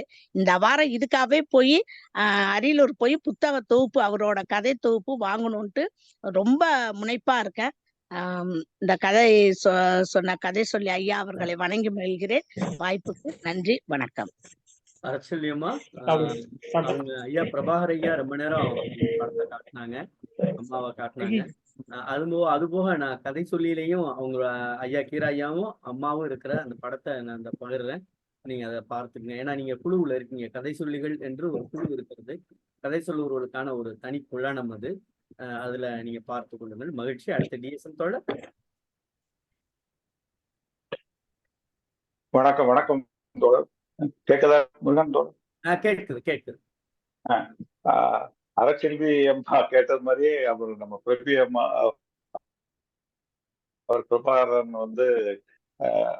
கணபதி அம்மாவை நமக்கு அப்படியே காட்டிட்டார். நீங்க சொன்ன மாதிரி அந்த குழுல நான் இல்லை. ஆனா அந்த இப்போ அப்படியே இந்த நம்ம எல்லாருடைய அம்மா மாதிரி அப்படி தெரியுது. அது நீங்க பாத்தீங்கன்னா தொடர்ந்து கீராவும் நானும் எந்த இதுல உரையாற்றக்கூடிய எல்லாருமே கீராவை சொல்ற மாதிரி அவங்க குடும்பத்தை சொல்றாங்க. அதுலயும் குறிப்பா கணபதி அம்மாவை சொல்றாங்க. அவங்க கையால சாப்பிட்டதை சொல்றாங்க. அப்போ நம்ம இதுல ஒரு தொடர்ச்சியா அந்த ஒரு அவங்களோட உள்ள அந்த உறவு, அதாவது வெறும் எழுத்தாளர்களும் அவங்களோட உள்ள உறவு இல்லாம குடும்பத்தோட அன்னோனியமா இருக்குது. அந்த இதை தான் நம்ம மனசு தொடுது. மற்ற எல்லா எழுத்தாளர்களோட கீராட்ட வந்து அந்த ஒரு பண்பு அந்த ஒரு பண்பு குறிப்பா இருக்கு. அதுவும் அந்த அம்மா அந்த அம்மா மறைந்த சேமத்துல உள்ள இதெல்லாம் ஏற்கனவே நம்ம பல பேர் அந்த பற்றிய அந்த நெருக்கமான எல்லாம் அந்த மனசை இருக்கக்கூடிய அந்த நினைவுகள்லாம் கீரை அந்த என்ன மனதுல செலவுப்பட்டாரு அதெல்லாம் சொல்லியிருக்காங்க. நம்மளுக்கும் நெஞ்சுருக்க நம்ம அதை கேட்டுருந்தோம். இப்போ அந்த அம்மாவை தான் நம்ம கீராவா வந்து இப்ப இந்த கதையில வந்து சொல்றாரு வாசன் தான். அவர் வந்து எப்படி அவருடைய நம்ம ஏற்கனவே சொன்ன மாதிரி அவர் வந்து அந்த ஜெனரேஷன் கேப்பை தாண்டி இளைஞர்களோடையும் அவர் வந்து தொடர்பு வச்சு இளைஞர்களுடைய உணர்வுகளையும் புரிஞ்சு கொண்டு அவங்களோடையும் உறவாடிட்டாரு. கதைகள்லயும் கொண்டு வந்திருக்காரு. வந்து அதை பார்க்கணும். அந்த கதைகள்லயுமே அவர் வந்து காதல், இப்ப அரசியல் சொன்னாங்களே அந்த தோல்வியில முடியக்கூடிய காதல் தான் நினைச்சிருக்கணும். அதே மாதிரி இந்த இதுலயும் ஒரு 7 பேர் சுற்றுலா போற இடத்துல வந்து சிவசுப்ரமணியன் தோட அழகா சொன்னார். 7 பேருங்கிறது 7 ஸ்வரம். அவர் இசை மேல் உள்ள நாட்டத்தினால பரவ அப்படிங்காரு. நம்ம மேனாள் பொதுச் செயலாளர் வந்து மதுரையின் செல்வம் செல்லா அப்படின்னாரு. உண்மையிலேயே அவர் எங்களுக்கு கிடைத்த ஒரு செல்வம் தான் கவிஞர் செல்லா. அவரும் அந்த அவர் கதை சொல்றது வந்து அவர் தானும் ஒரு கவிஞர் எல்லாம் ஒரு படைப்பாளிங்கிறத ரொம்ப அற்புதமாக நம்மகிட்ட கொண்டு செலுத்திருக்காரு. ரங்கசாமியினுடைய முதல் காதல் அனுபவத்தை வந்து அது வந்து எல்லாருக்குமே போக்குல செல்லாவும் சொல்றாரு. அது உண்மைதான். அது வந்து 100க்கு 100 உண்மை. எல்லோருக்கும் அந்த முதல் காதல் அனுபவங்கிறது உலகத்துல அனுபவமாக அது உள்ளதுதான். கவிஞரே ஓமைகளை அருமையாக கையாளக்கூடிய செல்லா வந்து கரும்பு தின கூலியா வேணும் மாதிரி அவரு அந்த கதை சொல்லும் போது ஏகப்பட்ட அந்த காட்சிகளை மலை மேல் உள்ள காட்சிகளையும் அந்த வாலிபம் அரும்பக்கூடிய பருவத்தில் இருக்கக்கூடிய அந்த மாற்றங்களா வந்து மலைச்சாலை போல இருந்தது அப்படிங்கிறத அவர் மனசுல கூட சொல்றாரு. அது மாதிரி நூல் அப்படியே போடுறது அரும்பட்டுறது அந்த நூலை தேடி போய் திருப்பி சேர்க்கும் போது எப்படி இருக்கும். அதே மாதிரி மனசுல உள்ள அலைபாய்ந்த அந்த எண்ணங்களை வந்து திருப்பி எங்கேயாவது பாத்திர மாட்டோமா எங்கேயாவது கட்ட மாட்டோமான்னு அப்படி அலைபாயுது. அந்த ரொம்ப அருமையா சொன்னார். கடைசியில முடிக்கும் போதும் அந்த கதை வந்து அப்படியே போய் போய் போய் ஒரு விஸ்வரூபம் எடுத்து திருப்பி அந்த போக்கிலேயே வாசகர்களுடைய முடிவுக்கே அந்த கதை விட்டாருங்கிறத முத்தாய்ப்பாக சொன்னாரு. அருமையான ஒரு நிகழ்வு. கருமுருகன் சொன்ன மாதிரியே நீண்ட கதை. இது வந்து எவ்வளவு நேரம் நேற்றுக்கெல்லாம் 10 மணி தாண்டிட்டு அது அப்படின்னு நினைச்சிட்டு இருக்கும் போது மிக அருமையாக அந்த கதையினுடைய சார் அப்படியே பிழிஞ்சு சுருக்கமாக ஆனா கதையினுடைய எல்லா காட்சிகளையும் நம்மள்கிட்ட கொண்டு வந்து மிக அருமையாக செல்ல நம்மள்கிட்ட கொடுத்திருக்காரு. நன்றி, வாழ்த்துக்கள், பாராட்டுக்கள். நன்றி தோழமையே. நிறைவாக காலத்தினுடைய அருமை கருதி பொதுச் செயலாளர் அடுத்த பிரபாகர் ஐயா உங்களுக்கு நான் வாய்ப்பு தரேன். அன்னைக்கு டெய்லி நீங்க நிறைவா பேசும்போது பிரபாகர் ஐயா பேசுவீங்க. நிறைவாக நம்முடைய தமிழ்நாடு கலை இலக்கிய பெருமன்ற பொதுச் செயலாளர் மருத்துவர் அறம் அவர்கள். அறம் ஐயா. தோழர்கள் அனைவருக்கும் வணக்கம். இன்னைக்கு ரொம்ப அருமையா இருந்தது. அரங்கமுருகன் தோழர் வந்து அவருடைய அனுபவங்களை, கீராவோடு பழகிய அனுபவங்களை ஒவ்வொருத்தரும் சொல்றப்பையும் அவங்களுடைய வீட்டுக்கு போனது, கணவதி அம்மாள், இல்லை இவங்களோட சூழல், கீராவனுடைய அன்பு, இது எல்லாத்தையும் இதெல்லாம் சொல்லிட்டு இருக்காங்க. ஒருத்தர் கூட சொல்லியிருந்தாங்க இந்த அனுபவ பயிர்கள் எல்லாம் ஒரு நூலாக கூட கொண்டு வந்தா நல்லதுன்னு. அது உண்மையிலே ஒரு இன்னொரு கீராவை படைத்தது போல இருக்கும் நினைக்கிறேன். ரொம்ப அருமை. தோழர் அவர்களுக்கு நன்றி. செல்லா அவர்கள் மிக அருமையா கதை சொன்னாங்க. ரொம்ப ஒரு இந்த 16 பக்க கதையை மிக அருமையாக லாபகமாக சொல்லி முடித்தார். இது வந்து ஒரு எல்லாத்துக்கும் முதல் காதலை சொல்ற மாதிரி ஒரு குறுமலைன்றது கோயில்பட்டி பக்கத்துல உள்ள ஒரு சிறிய மலைதான். அதுல போய் ராத்திரி போய் தங்கிக்கிறது வித்தியாசமா 60 வயசுக்கு மேல இதெல்லாம் ட்ரை பண்ணியிருக்காங்கன்றது ஒரு இதா இருந்தது. அது அநேகமாக கீராவாத்தான் இருக்கும். அந்த கேரக்டர் எல்லாமே கிசான் சபையில ஒர்க் பண்ணது, தலைமறைவு வாழ்க்கை, சிறை, அதுக்கப்புறம் காச நோய், அதுக்கப்புறம் வயது அப்புறம் ஒரு கல்யாணம், இது எல்லாமே சொல்லி போறது ஒரு இது. இன்னும் ஒரு சில சமயங்கள்ல கீராவுடைய கதைகள் எல்லாமே பெண்கள் தாங்க அவங்களுடைய காதலை சொல்லுவதாக வருகிறது. இப்ப நம்ம 2 பார்த்ததுலயும். என் அப்பா ஒரு கதை எழுதியிருப்பார். அன்புள்ள என்ற கதையில அந்த ஸ்ரீலிபுத்தூரில் பிறந்த ஆண்டாள் தன்னுடைய காதலை தெரிவித்த அந்த ஊரில் பிறந்த இன்றைய பெண் வந்து தன்னுடைய தான் கட்டி போகும் கணவனுக்கு தன்னுடைய காதலை அன்புள்ளன்றதுக்கு மேல எழுத முடியாதுன்ற ஒரு இது. இப்ப சமூகத்துல 2 பேர் இருக்காங்க.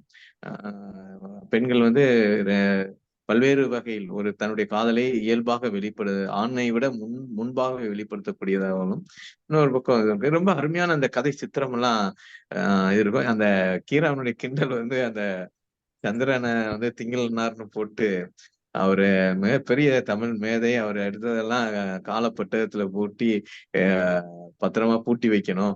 இல்ல சாதாரண ஜனங்கள் வந்து அவருடைய இதை வாசிக்கவே இல்லை அப்படின்றது. பிறகு அப்படியே போற போக்குல டச் பண்ண. ஆனா அப்படியெல்லாம் பண்ணாம வீட்டுல அங்கங்க கட்டி கிடக்கும் அவருடைய நூல்கள், எழுதின நூல்கள் எல்லாம். சின்ன பிள்ளைங்க விளையாடுறதுக்கு இடம் இல்லாம ஓடி ஏடி விளையாட இடம் இல்லாம போயிடுச்சு அப்படின்றது அந்த இதோட டச் பண்ணி போவார். அது போல பல இடங்கள்ல ரொம்ப ரசனையா எழுதியிருப்பார். அந்த கதை சொல்லி முடிச்ச உடனே ரோசம்மாவின் கதை வந்து ஒரு கலை ரசனையுள்ள ஒரு சிலை மண்ணுக்குள் புதைந்து கிடந்து அதை வெளியில் எடுத்து வைத்தால் எவ்வளவு பிரம்மாண்டமா இருக்கும், அது போல இருந்தது அந்த கதை என்பார். உண்மைதான். அது வந்து இவருடைய அந்த காதல் சித்திரம் வந்து இப்ப இது இன்னொன்னும் கம்பேர் பண்ணலாமான்ற ஒரு யோசனையும் வந்து செல்லி வந்து சுதந்திர காதலை வலியுறுத்திய செல்லி வந்து ஒரு நன் ஒருத்தங்க அவங்க வந்து துறவியா இருப்பாங்க. அவங்கள போய் லவ் பண்ணுவா. ஆனா அந்த காதல் வந்து நிறைவேறாது. இது வந்து ஒரு செல்லி பத்தி பாரதி செல்லி அந்த தோமுசியினுடைய இதுல எல்லாம் இது முக்கியமாக பேசப்படும். சுதந்திர காதலில் செல்லி வந்து ஒரு இத்தாலியை சேர்ந்த ஒரு துறவியை அந்த துறவிக்கு ஒரு வார்த்தை சொல்லியிருப்பார், அம்மாக்கமார்களில் ஒருவர் அப்படின்பார். அப்ப அந்த கிராமத்துக்காரங்க அவரு கன்னியாஸ்திரியை எவ்வாறு அழைப்பார்கள் என்ற இதுல அதுல இன்னொரு முக்கியமான விஷயம் எனக்கு படுறது, என்னைய மாதிரி அவளும் கல்யாணம் பண்ணி குழந்தை குட்டியோட இருந்தானா நல்லதுன்னு நினைப்பார். அந்த இடத்துல இன்னும் அந்த அவருடைய காதல் வந்து நிறைவேறல அப்படின்னா கூட காதலி வந்து ஒரு குடும்பஸ்திரியா ஒரு இன்னொருத்தரோட கட்டிக்கிட்டாலும் பரவாயில்ல, இவர் ஒரு பொண்ணை கட்டிக்கிட்டார். அதை போல அவளும் கட்டிக்கிட்டு ஒரு குழந்தை குட்டியோட இருந்தா நல்லா இருக்குமே அப்படின்றது. ஆனா இவருக்குள்ள என்னன்னா, நான் உங்களுக்காக காத்திருந்தேன்னு கேட்டக்கூடாதுன்றதான் அந்த ஒட்டுமொத்த அந்த காதல் மனசினுடைய பிரம்மாண்டமாக அது வந்து பரிணமிச்சு வெளியே வந்திருக்கு. மிக அருமையான கதை. செல்லா மிக அருமையா சொன்னாங்க.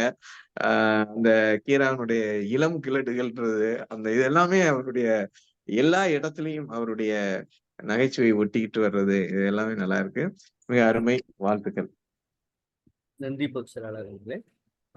சத்தூர் கணேசன் தோழர் பதிவு பின்னூட்டம். கீராவும் நானும் என்ற அரிய நிகழ்வில் ஐயா அரங்க முருகையன் அவர்கள் சொன்ன செய்திகள் யாவும் சுரங்கத்தேனாக சுவைக்க செய்தார். வாழ்த்துக்கள். நம்ம லைப்ரரியன் அகிலன் தோழர், கீரா பற்றி தினமும் கேட்பது மகிழ்ச்சியா இருக்கிறது. அரும்பு கதையை கரும்பு போல இனிமையாக சொன்னார். கீரா புகழ் ஓங்குக.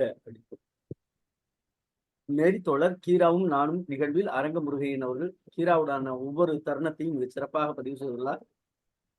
கவிஞர் செல்லா அவர்கள் அரும்பு என்கிற கதையை தனக்கே உரிய பாணியில் அழகாக முதல் காதலின் தவிப்பை எடுத்துரைத்தமை சகரப்பு அப்படின்னு சிறப்பு அப்படின்னு போட்டிருக்காங்க. அடுத்து ரேவதி நவநீத கிருஷ்ணன் தோழர், கீராவும் நானும் அனுபவங்களை அரங்க முருகையன் அவர்கள் பகிர்ந்து கொண்ட விதம் மிகவும் அருமையாக இருந்தது. கதை சொல்லி தோழர் செல்லா பெரிய கதையும் முழுவதையும் விரிவாக கூறினார்கள். வாலிபம் அரும்புகிற காலத்தில் தான் காதல் அரும்புகிறது என இளங்கிழடுகள் மூலம் இனிமையாக கூறிவிட்டார் நைனா அவர்கள். படிக்க படிக்க பிரம்மாண்டமாகிறது நைனா அவர்களின் அறிவு பேரவை. அடுத்து கணேசன் சாத்தூர் தோழர்கள் போட்டிருக்காங்க. அடுத்து மேரி தோழர் போட்டிருக்காங்க. நவநீதன் தோழர், கீரா கதையோ அரும்பு, சுவையோ கரும்பு, சொன்னார் நல்லா கவிஞர் செல்லா, ஒருங்கிணைக்க பேரா கருமுரு, திறங்கடிக்குது ஜோரா விறுவிறு, பொறுத்தருங்க. கவிஞர் கதை சொன்னாருங்கிறதுக்காண்டி பதிவு செய்யறவங்க எல்லாருமே கவிஞரா மாறிட்டாங்க. வாழ்த்துக்கள், சிறப்பா இருக்கு. நீங்க போட்ட பதிவும் நல்ல விறுவிறுப்பா இருக்கு. அருமை. நன்றி தோழமைகளே. ஐயா, நிறைவாக அரங்க முருகையன் ஐயா எதுவும் சொல்றீங்களா? ஏற்பாடு செய்து மீண்டும் எங்கள் மனதிலே இந்த ஐயா நீங்க பேசுறது கேட்கல. மிக அருமையான இந்த நிகழ்ச்சியின் மூலமாக எங்கள் உள்ளத்திலே மனதிலே இருந்த கீரா ஐயாவை மீண்டும் தமிழ்நாட்டுக்கும் புதுச்சேரிக்குமான கீரா ஐயாவுடைய குடும்பத்திற்கும் வெளிக்கொணர வைத்த இந்த கலை இலக்கிய பெருமன்றத்தை சார்ந்த அத்துணை அன்பு உள்ளங்களுக்கும் இந்த நேரத்தில் நான் அந்த நன்றியை தெரிவித்துக் கொள்கிறேன் ஐயா. இது போன்ற நிகழ்ச்சிகள் மூலமாக இன்னும் இருக்கின்ற படைப்பாளர்களை, எழுத்தாளர்களை எல்லாம் அறிமுகப்படுத்தி அவர்களை மீண்டும் இன்றைக்கு இருக்கக்கூடிய சமுதாயத்தினுடைய பரவல் விட்டால் மேலும் இலக்கிய உலகம் வலுப்பெறும் என்கின்ற மிக என்னுடைய அந்த வேண்டுகோளையும் இந்த நேரத்திலே உங்களுக்கு வைக்கிறேன் ஐயா. மிக்க நன்றி, வாய்ப்பு தந்தது. நன்றி தோழமையே. கவிஞர் செல்லா ஐயா, நிறைவா எதுவும் சொல்றீங்களா? செல்லா ஐயா, கவிஞரே. ஐயா, மிகுந்த மகிழ்ச்சி. நல்ல பின்னூட்டங்கள்லாம் ரொம்ப சிறப்பா அவங்களுக்கே உரிய பாணியில சொன்னாங்க. அதுவும் பொதுச் செயலாளர் அந்த செல்லியினுடைய காதலை ஒப்பிட்டு காட்டினதெல்லாம் நம்ம கம்பேரிட்டிவ் லிட்ரேச்சர்ல இருக்கக்கூடிய ஒவ்வொரு சுவையான செய்திகளும் இந்த ஒரு இணைய கூட்டத்திலேயே சேருவது என்பது பெரிய விஷயம். அனைவருக்கும் கேட்ட அனைவருக்கும் மிக்க நன்றி. நன்றி தோழமையே. பிரபாகர் ஐயா, நிறைவா.